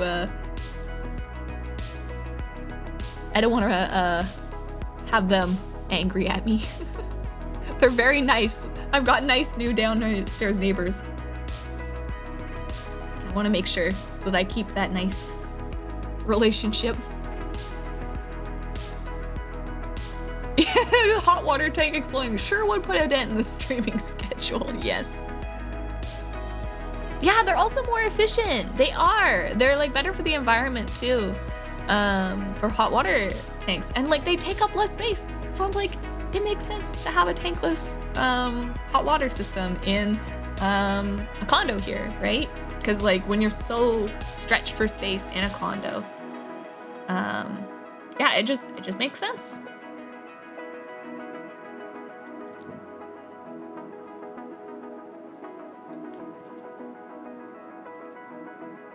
I realized I should have probably cut these all before I took them out. Would have been easier. But yeah, so I'd like to do the living or the laundry room next, because they have like a bunch of like shelves and stuff in there that just like don't make practical use of the space. So yeah, I'd like to go in there next and yeah, do like tankless hot water tank and stuff. But I was like, you know, it is expensive because of the tankless, you know, installation and stuff. And there's a lot of logistics. Like I can't install it myself. It has to be somebody that comes in and does it, because we have a strata, so things have to be done properly and to code and stuff like that, right? So having to pay somebody to install that is quite a lot. And I was like, well, and like the hot water tank, like again, it's getting to the point where I should probably replace it, but it's still fine condition. So I'm like, I don't know if I should start that first. So that's one humming and hawing project that I've been on. And then the other thing was, for ages, I've wanted to be able to use my deck more, because my deck gets very dirty and like dusty and almost like very pollution-y because of it being close to a street. It just picks up a lot of gross stuff from the street and blows over into the deck and stuff. And I've wanted it to be enclosed so that I could use it like more year round and stuff. But I don't know how Strata would kind of like and feel about that, like getting for approval and stuff like that. So I've thought about it and asked on pricing and stuff, and for a while I've been wanting to do it. But I came across a company that does, I'd never heard of these before, but they were called zip lines. Do you guys know what zip lines are? Good morning, Spooter! Or I guess afternoon now. Afternoon, morning, whatever it is. I am feeling much better. I don't know what happened. I think I must have had a food poisoning. But I am perking up now. I think I just feel really sleepy still. We're talking about renovations that I want to do to my condo. Yeah, I like enclosed decks. My relatives have one and we use it a ton. It is so nice. I know, like Mama and Papa Pup, we also had a deck and then we enclosed it and we used it so much that we actually went through and then like it was like a deck system where there was like an underneath deck and then a top deck kind of idea. So like a covered area and then the top. So we enclosed the bottom one first and we used it so much, like it just became an extra room, right? They actually went through and enclosed the top as well and made it like removable so you could take like the glass out and then have screens and stuff like that.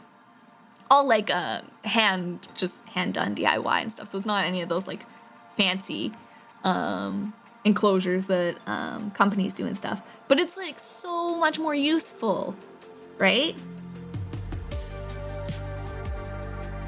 So I would like to do an enclosure, but I was like, I don't know if Strata would go for that. So I found these things and they were called zip shades or zip blinds. And basically they run in tracks and you can pull down like a solar shade. And I was like, that would probably help like a lot with, cause like the two big concerns of why I don't like going out there is one, the wind and dust pickup that you get a lot. It won't keep out everything, but it'll keep out like a decent amount. Like, cause we even get like leaves and like stuff that flies up and into our deck and stuff, right? So like that would stay all out with like a solar shade. And then two, it is extremely hot, very, very hot. So the biggest thing, the reason why I wanted closer was just so that I could have blinds that would hang up that wouldn't like whip around in the wind and stuff like that. So yeah, I found these things and they're called zip lines and they run in a track so they can like go up and down, but they're like still like solid, like they don't move and stuff like that. And apparently they can go up to winds of like 133 kilometers per hour, which is very fast winds. So way faster than anything we get here. I think the highest I have ever seen it go up to is maybe 100-kilometer winds, and that was a absurd like rarity that happened. So zip lines gonna be zooming. Yeah, so like I was looking them up and there was a company here that does them, and I thought Strata might be more okay with something like the zip lines as opposed to like a full metal like or glass enclosure, right? And it would still get me more use. Like it won't do for the heat and cold factors, so it's still gonna be cold like in the winter and hot in the summer and stuff like that, but it would be a lot better. And I figured Strata might be a little bit more okay with it because it's literally like just a track that you like install on the inside and stuff like that, and like the blinds can like come up and down and stuff like that, right? So I feel like they'd be a little bit more okay with something like that as opposed to like full on engineering, like, you know, the enclosure side of it and having it look very, very different. Whereas these would just kind of look like an installed blind on the inside of the deck. So I actually messaged the company and gave like my dimensions and stuff, and I'm like, okay, we'll see how much it actually is. I'm expecting a lot. So look at instant water heaters, and most of them are now cheaper than the tank ones. I know! What the heck? When did that happen? I did the same thing, Gigi. I was like, okay, it's gonna be a lot of money for tankless. Like, I would like tankless because I just want the space. The space to me is so valuable. And then I was doing all this research, and I'm like, oh yeah, it turns out they're like more efficient, and you get like more hot water out of them because you're not like you don't run out of hot water as well, like compared to like a hot water tank, and you get all the space. And I was like, yeah, but they're more expensive. No, they're pretty much the same price. Depending, like everything is like a give or take, but I always thought they were way more expensive. Apparently not. I've been lied to. My entire life is a lie.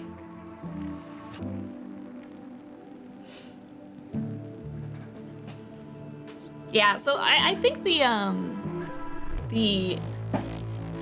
blinds would be a good compromise. So yeah, you should look into them, Spooter, for sure.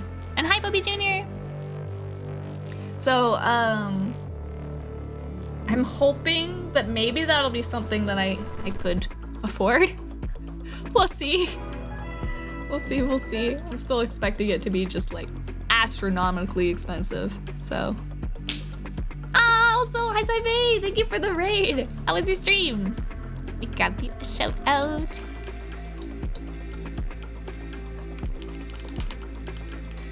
Ta-da! Foxeyes, make sure to give hi Saibe some love. What were you up to?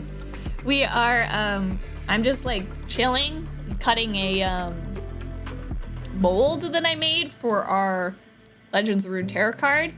But we were just like talking and chatting about my home renovations that I've been trying to do. Yeah, welcome in everyone. My name's Lily. Hope you had a good stream. Finished up Sonic Generations. Ooh, very fun, very fun. It's always nice when you get to mark a game off the list. Did you enjoy it? How am I gonna get this thing in here? It's so tiny. And I don't know which way it goes.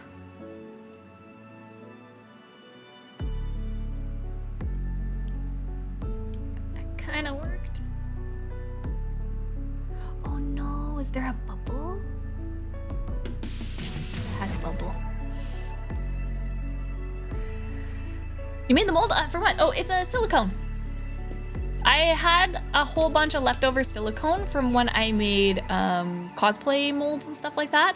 I didn't know if it was gonna work or not because I haven't touched it in like 8 years. I wasn't sure if it was actually still good at all anymore, but it came out perfect and exactly as it should. So we actually are cleaning up some of the pieces now. And I will have to make another one to put in for this guy. We could always do that. Actually, maybe we'll do that on Tuesday. So we're gonna do a crafty stream on Tuesday. So maybe we'll make the mold for this guy on Tuesday. Seems like a good Tuesday plan. Very fun, good. I'm glad you had fun. Well, thank you very much again for the raid. And if you do have to go and rest up after streaming, please do look after yourself. Otherwise, welcome to some chill and chat time. Oh no, he died a lot. You know, comes with the name of being a streamer.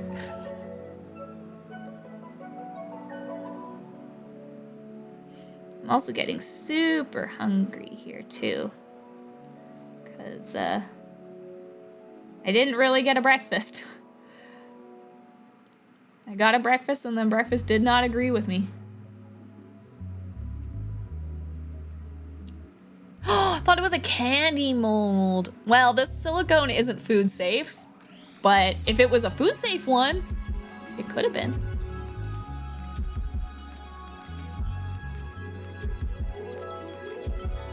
Up down my butt is my job. That's fair. Look, I'm an only child, so I never got to experience that life. But from what I know, it's a must.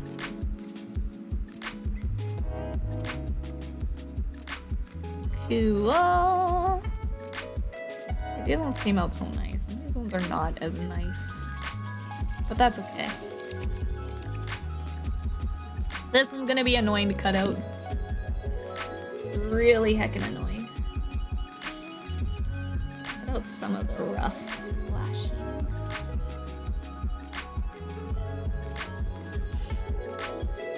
Unsafe candy mold, delicious. It's danger candy.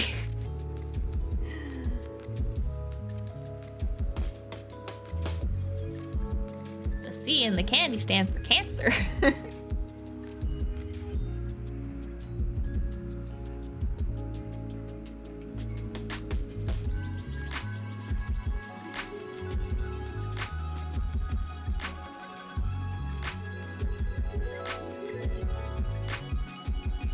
But yeah, you can get like a platinum silicone, which is food grade safe. To make your own molds that way. Cancer! The D for stands for delicious. But to ask, when you said you still got the broken blender, are you someone who holds onto broken things for a while before you get rid of it or decide to fix it? The only reason why I kept it, because I was like, oh, maybe I could use it for crafting. So I've done things where I've made like my own paper and stuff like that before, which you need a blender for blending the pulp and stuff. So I was like, maybe I could keep it for like crafty things. Or I might just end up getting rid of it to make more space. I haven't decided yet. But yeah, we could make a paper making stream.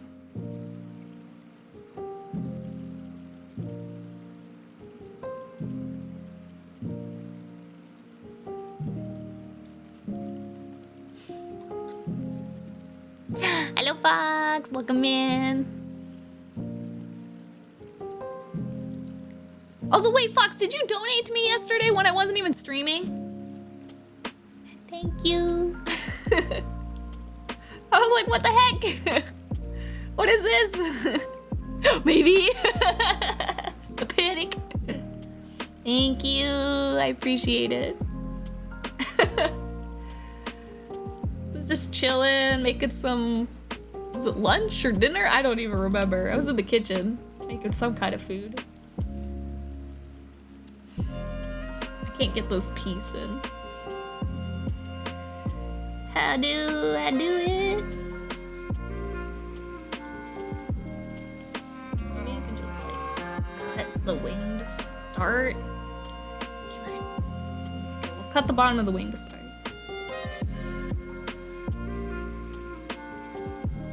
It's not really working here. But yeah, I hope I don't know what kind of project I want to work on next for renovations, but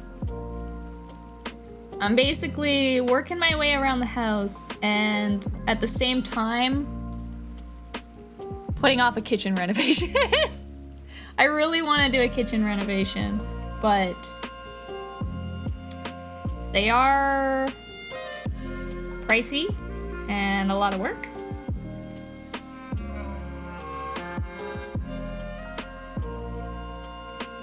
I'm just slowly doing everything else first until I have nothing left, and then I'm forced to do that.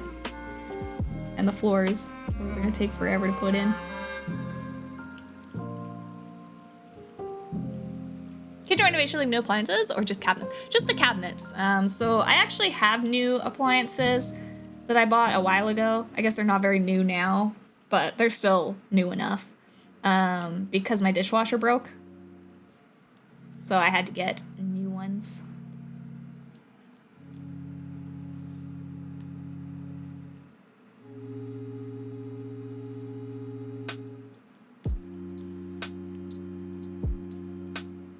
Come on. Fit in. You stupid wing. Kinda. Close enough.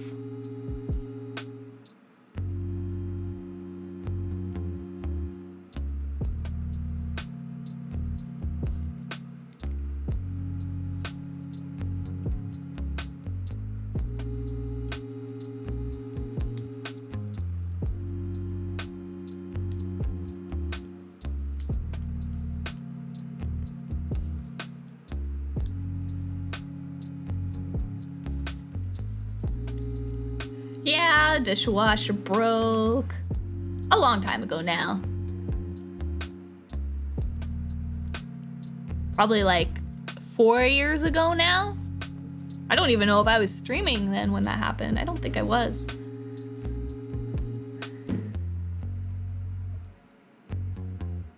Still got my truck's old transmission that's been sitting in the shed for years now. Keep telling myself I'm gonna fix it, but still yet to see. That's a mood. That is a pretty big mood.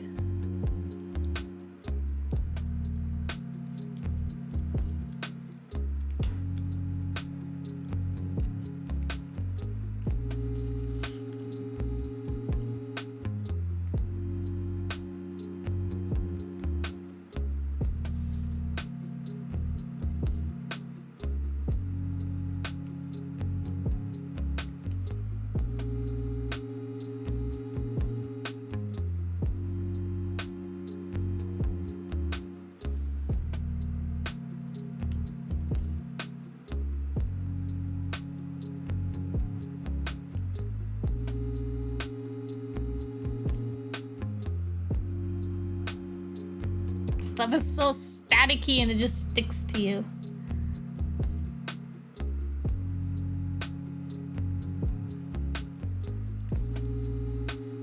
So new dishwasher on no, it broke a long time ago and I replaced it. So when the dishwasher broke, I ended up just getting all new appliances because all the appliances in the condo were super old. Like they were all the same year because they were original to when the place was built. So when one went, I just took advantage of the savings you get from buying appliances like in a bundle, since they were all probably gonna start breaking around that same time anyways, and just got them all fixed. So don't worry, I have a new dishwasher. We don't need a dishwasher thrown. Dishwasher's all good.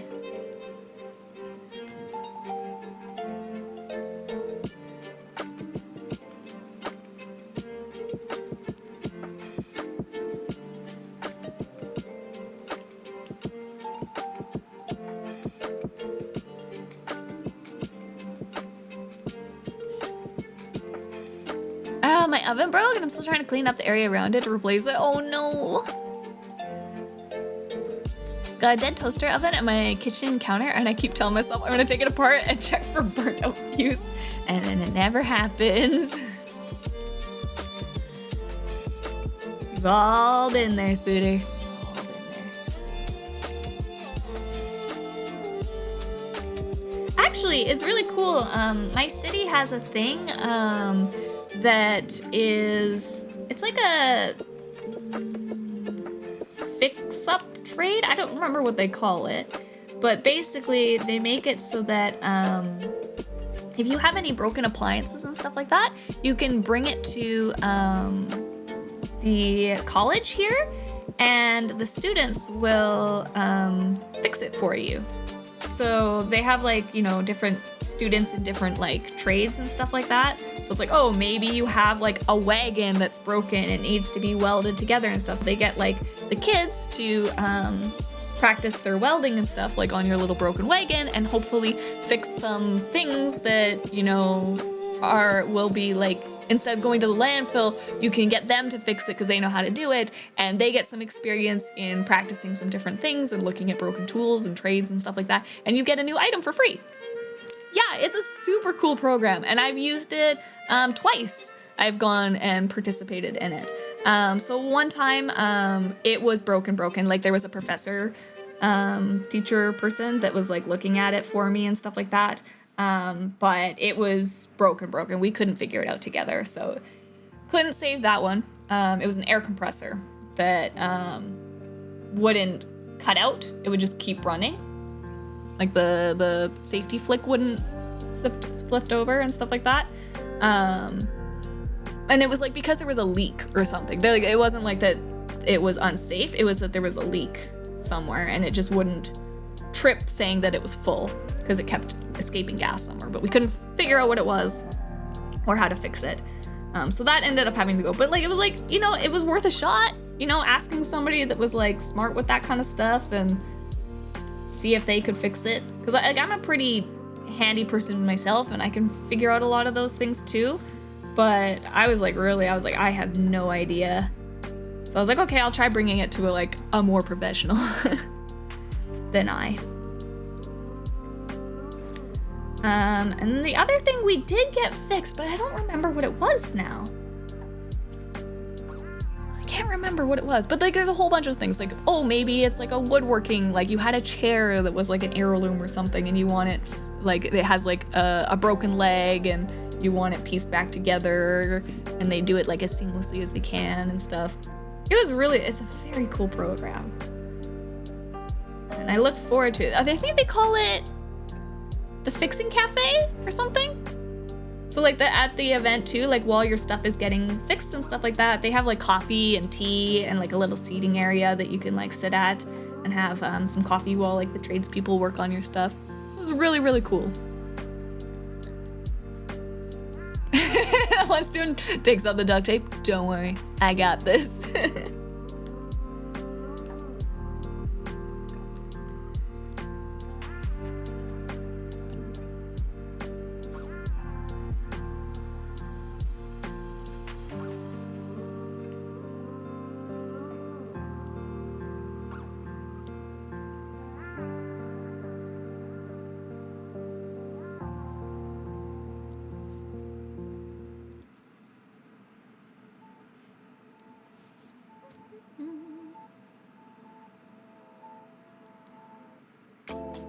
Yeah, show up, chill, and leave with a fixed toaster. Yep.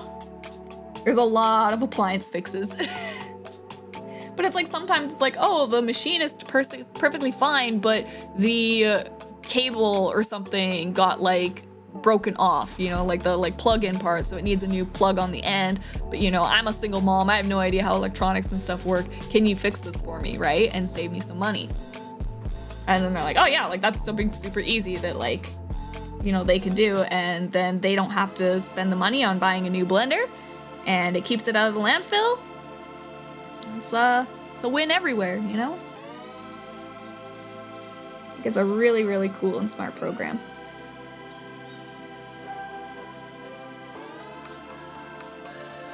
More areas should get on board with something like that. I think they got it, like I think it's something that happens in the Netherlands a lot, I want to say.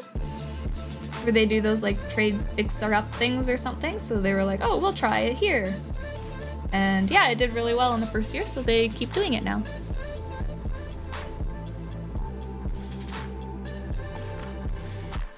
I haven't had to go back for a while because I haven't had anything that needs fixing. So I actually haven't gone for a while now, but it was super handy for those items that I did need fixed. I hope it's still going on. I hope they still do it. Yeah, also great people skills for future business, using the skills. Absolutely. And troubleshooting. Yes, I think troubleshooting is the big one because it gives you more practical experience in trying to figure out like what is wrong with something.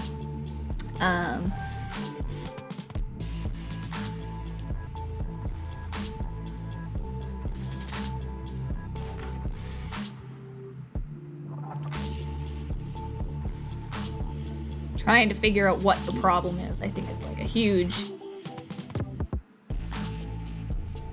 step. Here we go, another one cut. Not perfect, but it makes it easier to pop in and out, and it'll be a little bit cleaner when I'm pouring the resin. Oh gosh, now the hard ones. I've been putting off these wings, okay? These wings are a nightmare. These wings are an absolute nightmare.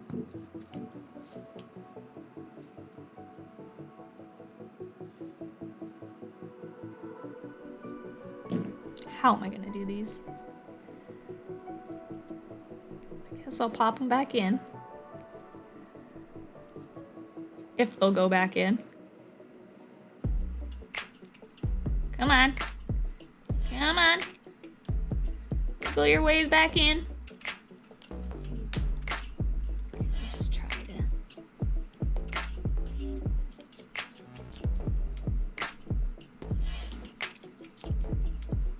Way.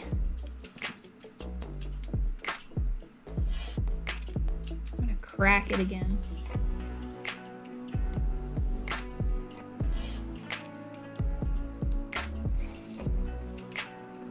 That should be mandatory everywhere. Yeah, I really hope that something like that takes off more, because there's so many times where it's like, well, I have to just throw this thing out, even though I think it can be fixed, just because like I don't know where to even go to get it fixed, you know? It's not like there's just like blender repair shops around.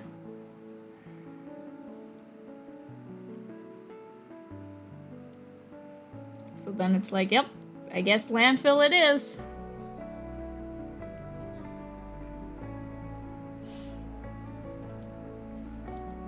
Why not go and volunteer to fix stuff? That would be really cool. Do you think I could do it? I guess I just don't feel confident in my skills to be able to fix things.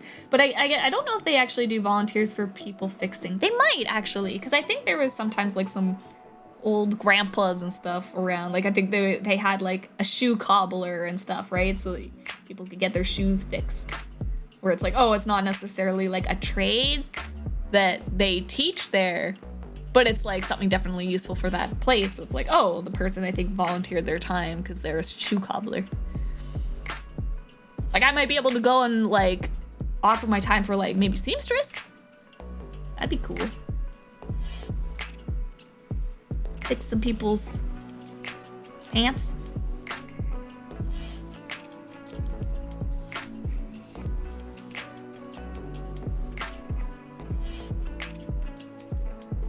Yeah, I think there used to be a fair here that did that.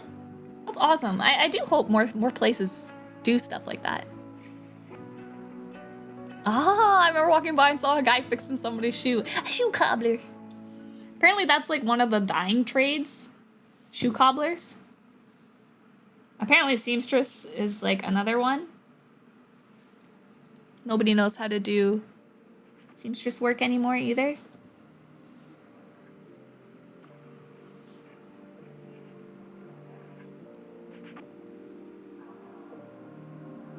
How am I gonna cut this? Oh, you know what I need? Little tiny embroidery scissors. I don't know if I have any. Hold on, let me go check. Hone your skills by messing up other people's stuff. Can't know. Let me see. Sewing cloth. Oh, I have these. This might work.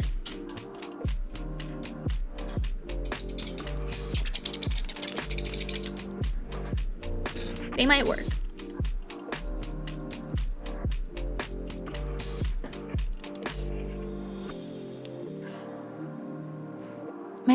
My town does a community dump once a year at the parking lot of the scooter fields for everyone to get all their junk thrown out without having to drive to the dump themselves. That's at least nice too, because it might incentivize people to also not like dump out in the wilderness as well. Because that's a big problem. I think this is working.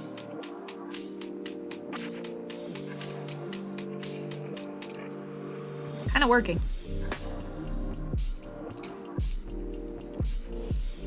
I could probably do an amateur cobbler if I had tools. Really? Oh, your dad was one. So it's a dead profession. Oh no.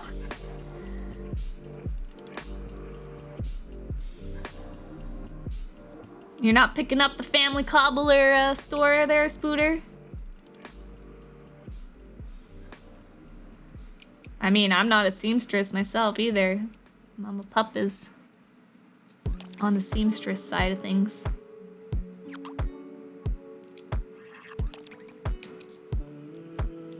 I still know how to do some sewing, but nowhere near Mama Pup's capabilities. Oh, Pup is good.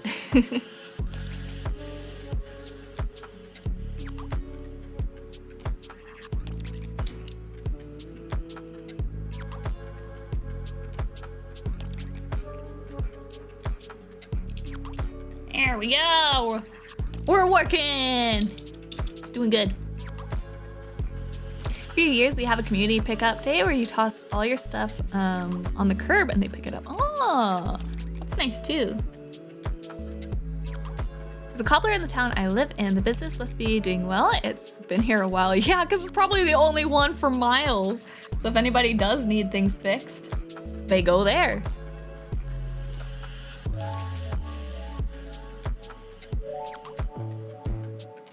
Oh, a gunsmith, a first in the family. That's cool. New trades to the family.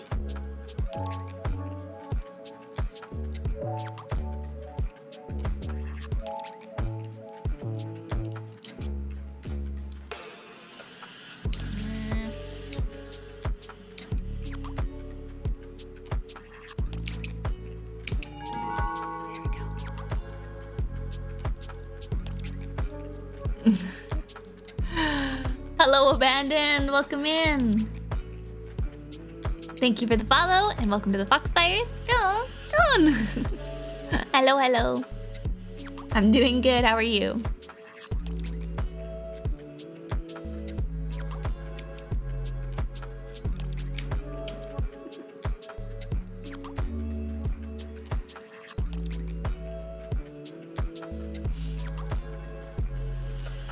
I'm a casual seamstress. I'm making my own cosplays. Count? Absolutely, that counts, Dark.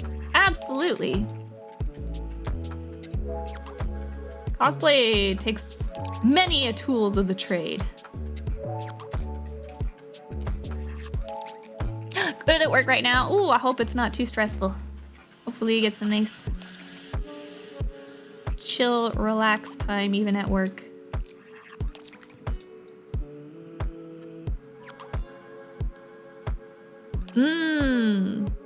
Oh, a lot of workbooks and then more expensive dress shoes. Yeah, that makes sense. That makes a lot of sense.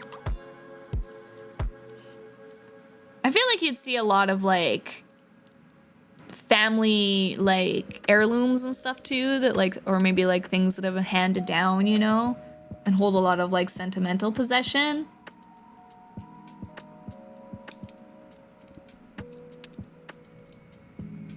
Because it's like, oh, well, I don't want to get rid of it because it means a lot to me, so I'll bring it to a cobbler to get it fixed. Oh, I'd be so anxious working on something in front of people. Oh, me too. I'd be so nervous that I would like mess something up if I was working on somebody else's like clothing and stuff. Like I can do my own fixes. And maybe if it's something like super simple, like hemming a pair of pants or something, like maybe I could handle that, but if it's like a wedding dress or something, oh goodness. Goodness no. I'd have so much anxiety. I don't want to mess it up. I don't want to do it bad. I don't know how you get over that nervousness. Like Mama Pup. Mama Pup just alters wedding dresses like it's nothing. Got this multi-$1,000 gown? Yeah, I'm gonna rip it open. Brave.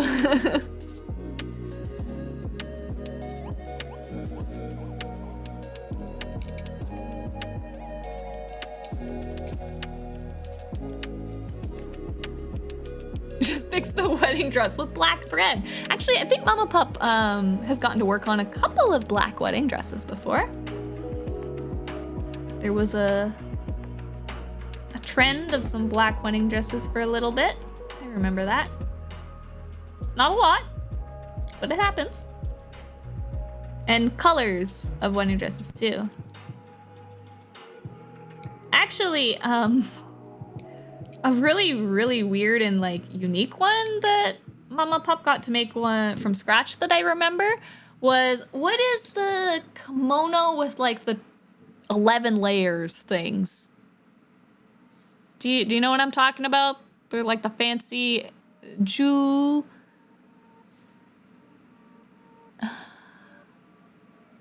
you guys know what I'm talking about? They're like the super fancy kimonos. So basically, their husband was Japanese, and they wanted to surprise them. No, it's not a yukata. It's like a special ceremony kimono.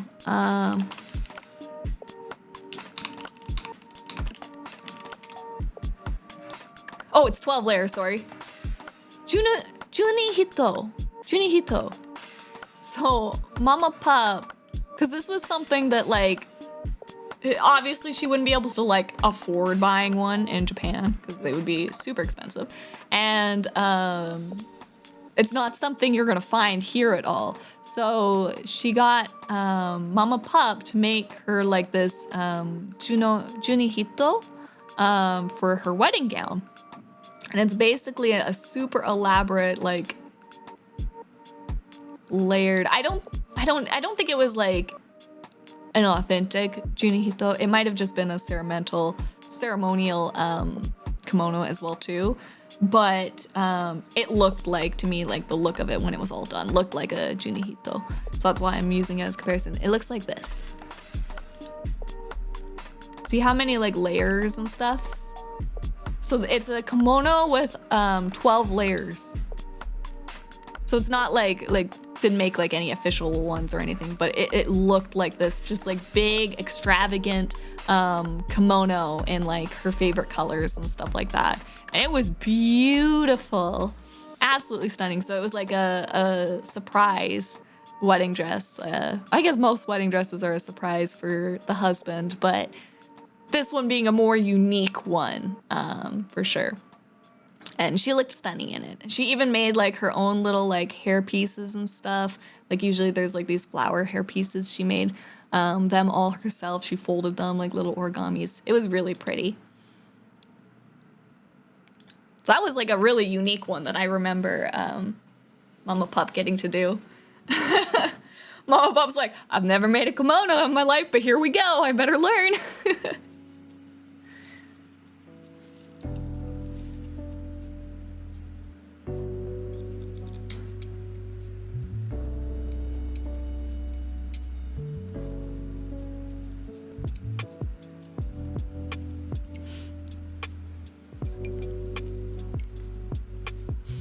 Yeah, yukatas are those simpler kimonos. They're like the summer. Light. The expensive kimonos in Animal Crossing. Yes. Yes. Now I'm thinking about it as a kid watching a cartoon. One of the character catchphrase was, "It's clobbering time," and was confusing clobber. And I thought, why is someone beating up shoes? Love it.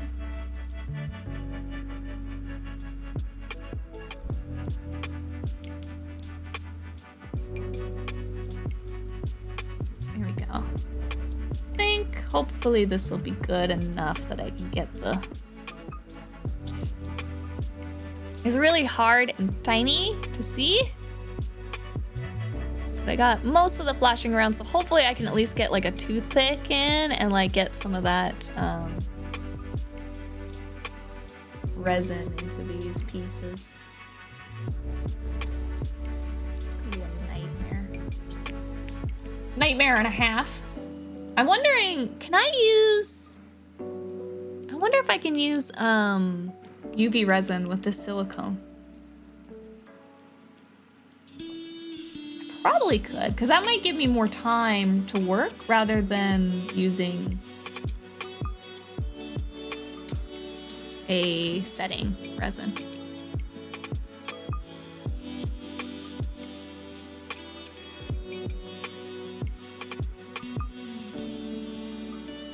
Yeah, weren't those typically worn by royalty, that kind of kimono? I think so. I know they're like very ceremonial and stuff too, but it could be. I don't know the backstory behind a Junihito.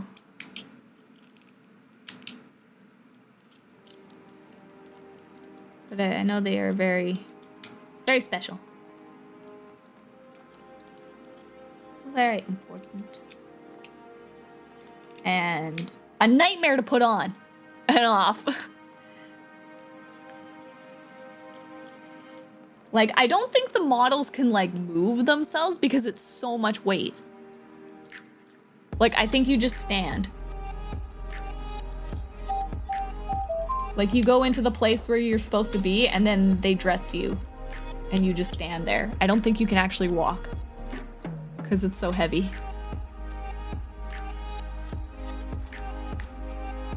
Experiment time. I don't have your UV resins though. UV resins, you need clear molds or it may not harden at all. Ah, good to know. Thank you. Also sit some posture. Ugh, stretch.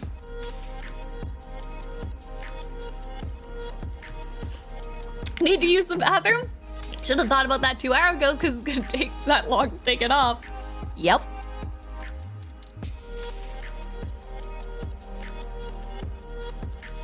Absolutely.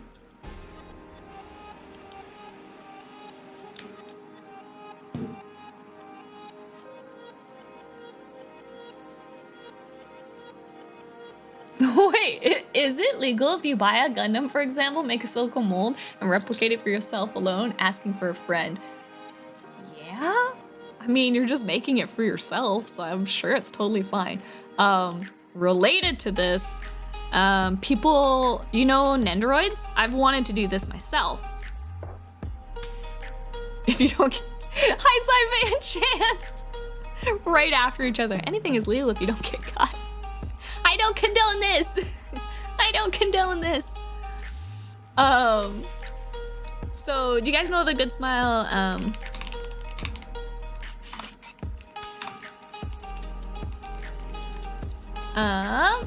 these Nendoroids, right? They're like the little chibi anime ones, right? Anya, by Good Smile, right? So people will make blanks of the heads and stuff like that and make their own custom models. I've wanted to do this for a while now.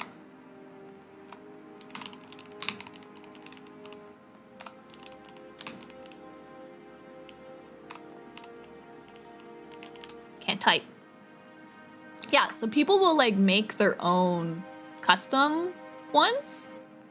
And I have been real tempted to make a Lily one, let me tell ya. Real tempted. And I was like, maybe we can do that as like a project. But yeah, people will take the faces and stuff and make molds of them.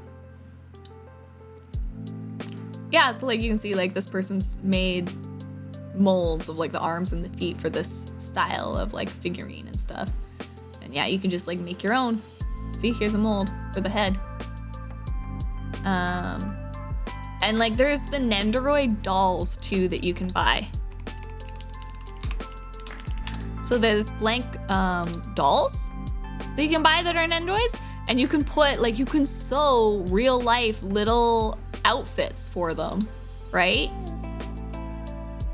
So I was tempted to getting one of those too and making a little Lily. That'd be so cool. Yeah. So I was like, we could just buy like the straight up doll and then make the hair plates and stuff like that for Lily, and then do like a fabric little outfit. Like, look, this is so cute. Right? So cute. I love them so much. So that is also an option. Yeah, I saw somebody getting a custom made figure and it was awesome. They're very cute. I've wanted to do that for a while. I have so many projects in my head, you have no idea. Also, Baz, thank you for the subby for 19 months. Welcome to the Demon Army. Thank you, thank you. A little late there because I was lost in Lily Nendo life.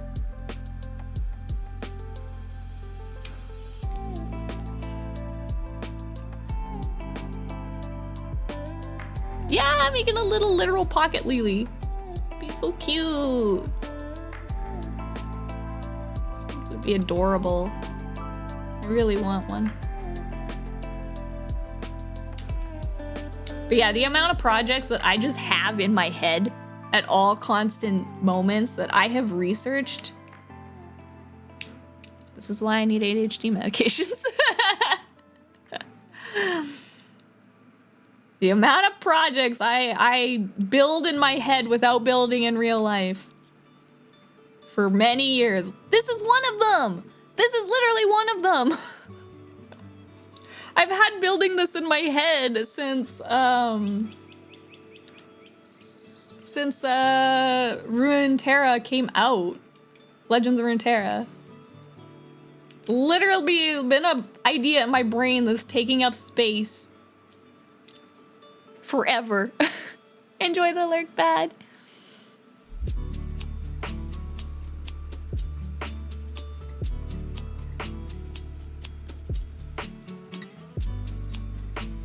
Might direct you to an MIO kit for pull-up dolls.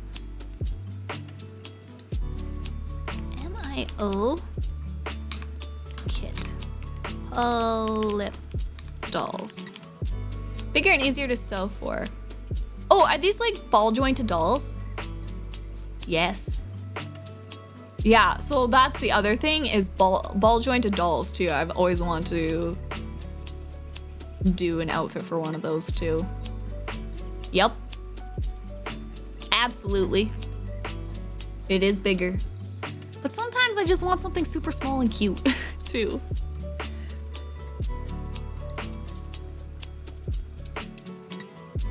But yeah, ball jointed doll stuff is always really, really expensive. So I'm happy I've never gotten into the hobby just because of how expensive it is.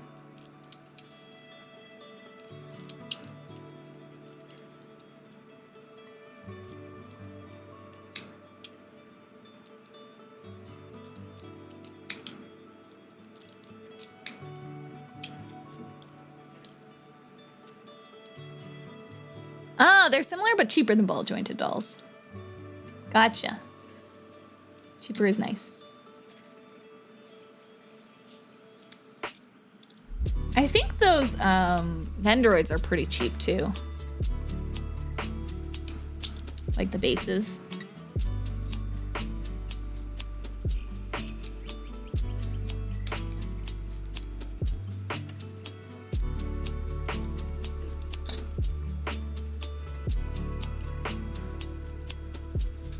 Finally, I'm done. What were you doing? There's a woman on YouTube who has made a custom Iron Mouse and Silver Veil doll. I know it was a lot of work, but it looked really cool. It looked very pretty. I did see that in passing somewhere on some social media page. It was gorgeous. Staring at my extensive ball jointed doll collection. Stares at wallet. That's a mood. Look, I got into Lolita fashion, so I couldn't afford ball jointed dolls. Okay, let's be real. You can have one or the other.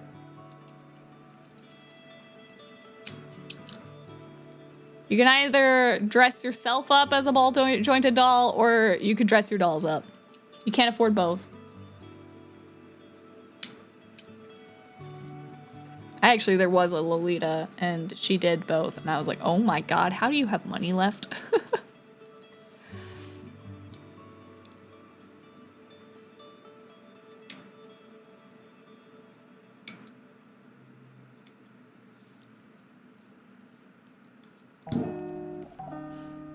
Yeah, feel free to post it in the Discord. Please do, please do.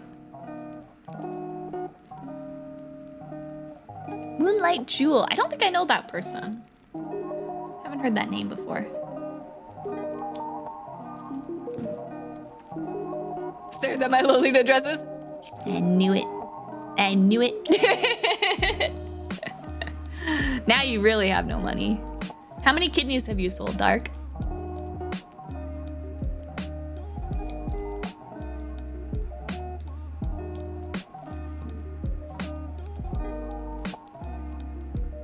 Sorting and pricing cards. I've been starting to go, to the Yu-Gi-Oh locals and checking how much certain cards are worth as trade value. Found a couple of decently expensive cards. That's awesome. That's super cool. Is it because of all of my Pokemon carding that I've been doing? Did I get you hooked? Did I get you hooked back in?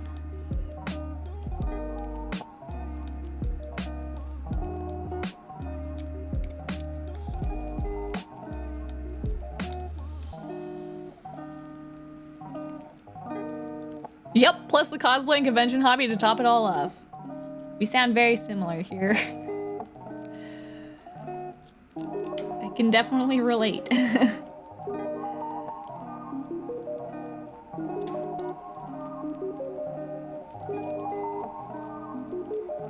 one's almost clean. These ones were a pain in the butt to do.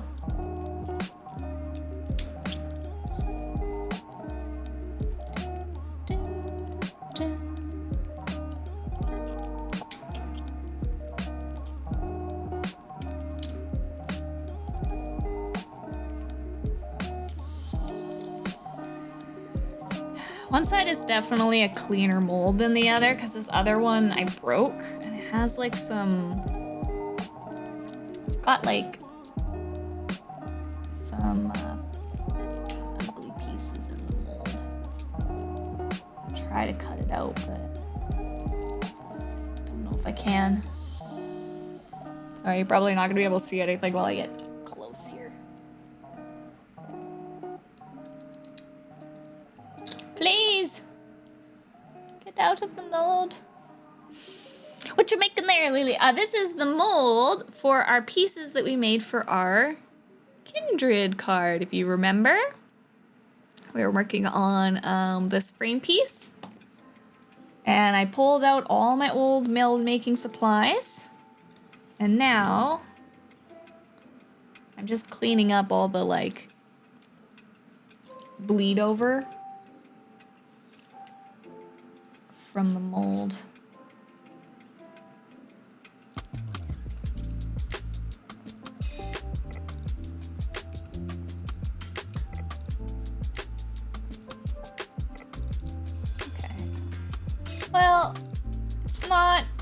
too bad.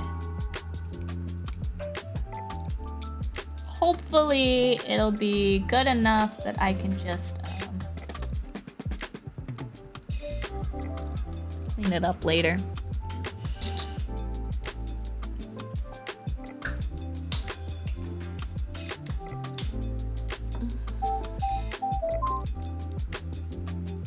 Didn't you finish putting the layers of the card together? I did.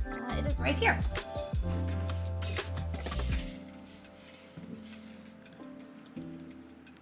Ta-da!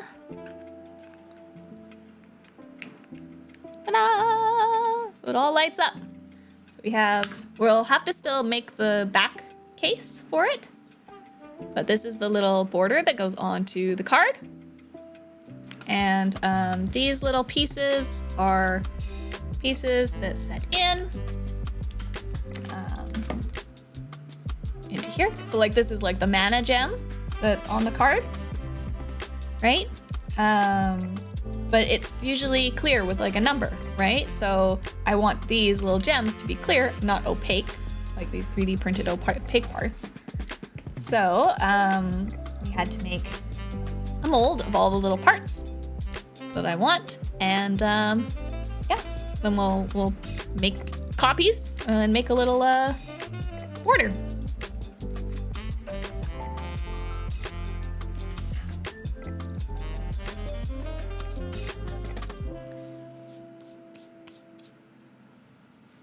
Don't forget other health stuffs like snacks. Yes. I will need to go get some lunch. But we actually finished cutting this all out. And yeah, so I don't think I can use UV resin. And I don't think I have any clear resin on me. Not that's any good, at least. So I think I'll have to go out and buy some or add it to my throne or something like that. But it's at least ready for to make some pieces. And then yeah, I think on Saturday we will possibly cast this one. So you guys will, sorry, stop my dragging. You guys will get to see us pour some of the silicone into here. Tuesday, did I say Saturday? Tuesday. Thank you, Blaze. Tuesday.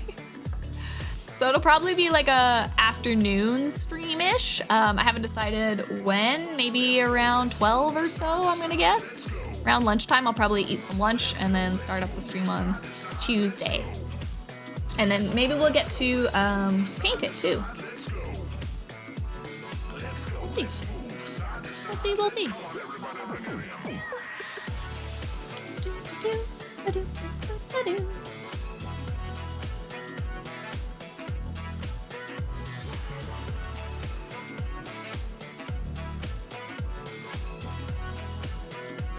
Are you planning on painting the number onto it, or number in the sign? So I haven't decided what I'm gonna do yet for it, but I might just make a sticker that I can just place on, because then the numbers are gonna be really crisp and clean, right? So I might just put a sticker here and then put the gem on top, if that makes sense. I haven't 100% decided yet though. Also platypus! Lily, you're the best! No, you're the best. What is it? No, you're breathtaking. I love platypus, I hope you're doing well. Ta-da! So there is our mold. I'll finish with all these little pieces over here. Ta-da! All the pieces! Done! I'm very excited to see how it turns out. I hope it works okay. But that's it all finished. So like these ones are easy, like you don't have to need a key or anything and make a other half, because you're just gonna fill them up and they're just gonna be flat on the back side, because they're gonna be glued onto the other piece anyways, so it doesn't matter what they look like on the rough side. I'll just sand them up and we'll be good to go. All right. Goodbye, hand cam. Bye-bye. Get your cones in. I know they're coming.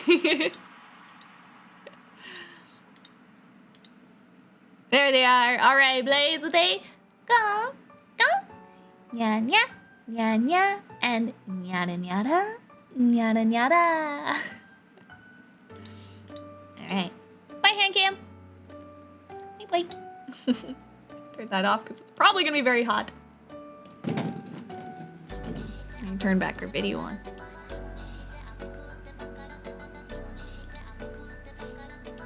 Video. Ta-da! Yeah. That was pretty much what I was up to on my 2 days off. I made a mold and I went to an escape room. And that was my day. You're not really good, thank you. But I think I will finish up a little bit earlier here today than usual, just because I am still very tired after being sick this morning. So I think I'm going to go have a nap. Go eat some lunch and then have a nap. Also, the LoR.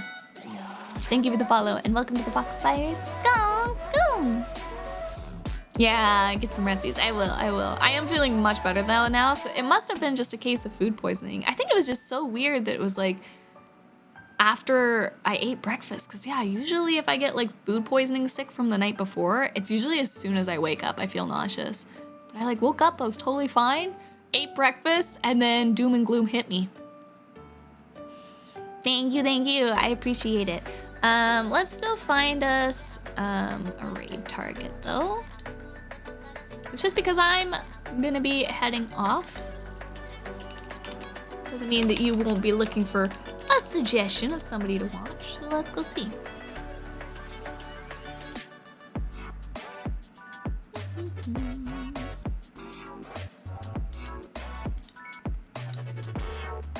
Well, close this because it's messing with it here. We'll go over here.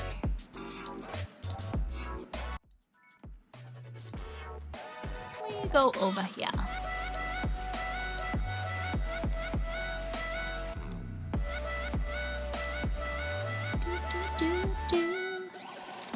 Also, things are still going in the model area. Although I haven't hit any of the parts that I usually have difficulties with yet, so maybe that's why everything's still looking positive. But I'll keep you updated. Keep your eyes out for a special new model that will be coming around this year, hopefully. Fingers crossed. Gosh, there's so many people online right now. Who do I pick?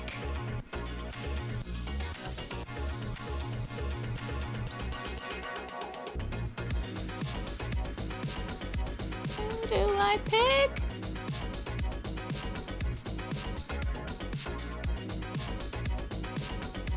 Let's go say hi to Mango. Oh. Let's say hi to Mango. I feel like I haven't rated Mango in a while. Mango's a very good burb, very sweet, very wholesome, amazing. Can't go wrong with a burb stream, okay? And, yeah. Oh man, speaking of bird stream, I watched an anime that came out Friday, and it's called Sasaki-san and Peeps, Sasaki and Peeps, and it's a burb isekai. It's an isekai with a burb. The bird got transdimensionalized, teleportated to a different world as a bird. Not gonna lie, kind of want to watch it with you guys. But we will be watching a different kind of Weeb Wednesday next week on Wednesday. New Weeb Wednesday? Should we watch Sasaki and Peeps? One episode a week as it comes out. Dungeon Meshi is amazing. I haven't watched that one yet. Sasaki and Peeps. I need it. Sasaki and Peeps. Sasaki and Peeps. Like that. we do have a vote up for Weeb Wednesdays. I think right now Spy X Family is winning. I will have that up until Tuesday. And then, yeah, we watch Weeb Wednesdays in our Discord if you're interested in that. We might be watching the part 2 of Spy X Family on Wednesday if it wins. The vote is also in the announcement channel. If you scroll up in the announcements, you'll find a straw poll there. So if you want to vote in it, you can go there to vote for the Weeb Wednesday week. And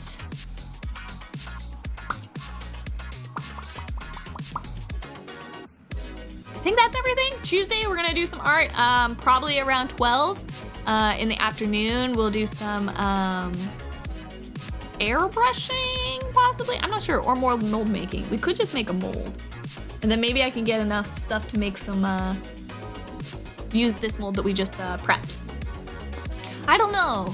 Do you guys think it would be better to have the mold done, or do you guys want to see me pour the mold? So like this pink mold that I made, it takes 24 hours to dry. So as soon as we pour the mold, we can't do anything with it, right? It takes a long time to set and cure. Or I could do that ahead of time and we could pour all the resin for the ones. What do you guys think would be better? Like, should I just prep one ahead of time, or do you guys want to see me make the actual pink mold too? I don't know what's better. Still got some Ghibli we haven't seen yet too. I think because we just need to get caught up on some of the anime we haven't seen yet from the ones we've already seen the beginnings for, so. Rated into Mango already beating in their chat. Perfect. That's what I like to see. They're playing some Monster Hunties. I don't know. I don't know what to do. I vote for which one will allow for more work to be done. Okay. I'll think about it. I'll think about it and decide. Because like we can make the whole like mold box and do the pouring and stuff like that.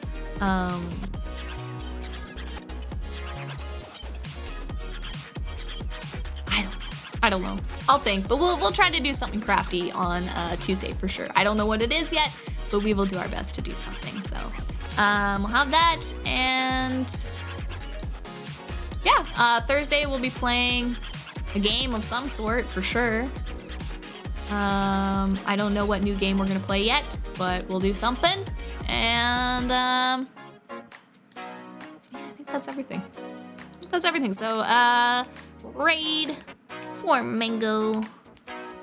Let's do. Should we do a Chimkin raid? Chimkin raid. I feel like Mango would appreciate a Chimkin raid. Thank you for the stream. Thank you for being here. Have a good rest. Thank you. Thank you so much. Let's do chicken. Chimkin raid rolling in. Chimkin raid rolling in. All right. You can use the chicken raid command, or if you don't have my emotes but you still want to join in on the raid, there's also the Foxfire raid command that you can use there in combination with our rolling chickens. And I got a phone call. I don't know where it's from. I got a phone call, so I gotta finish up soon. All right, thank you, Foxfires. I will see you later. We'll see you on, oh, I think IDV Monday is happening tomorrow, I think. I'm not positive, but I think. So we'll find out. I might be on Aqua's channel tomorrow. All right, bye-bye. Bye-bye. I don't know why my phone's going off. I hope you have a good morning, afternoon, evening, whatever time zone it is for you, Foxfires. I hope it's a good one. If you are off to bed, then sweet dreams. Otherwise, let's go give Mango some love. Bye-bye.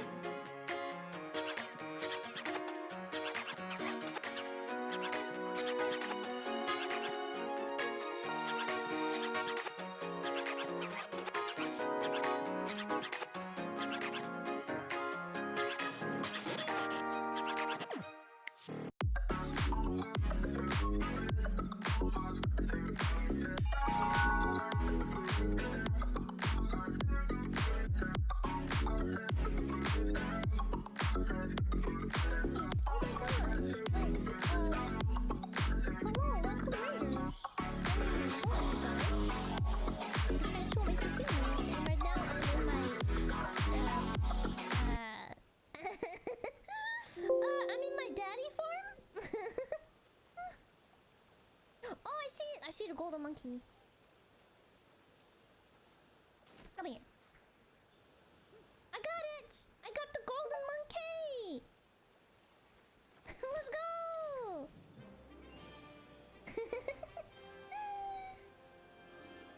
Nice. Anyways, hi Lily. I hope you had a nice stream. Thank you so much for the raid. Everyone, please check out Lily. They are very cute, very kind, very sweet being. You will not regret. I promise. What were you guys doing? I'm always proud. That is what I do. I'm a great father figure and I'm proud of everyone who's here. And I got a golden monkey. Let's go.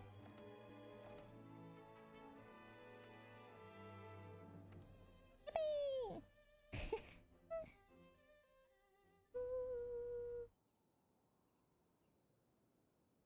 But yeah, we're just playing some Monster Hunter World.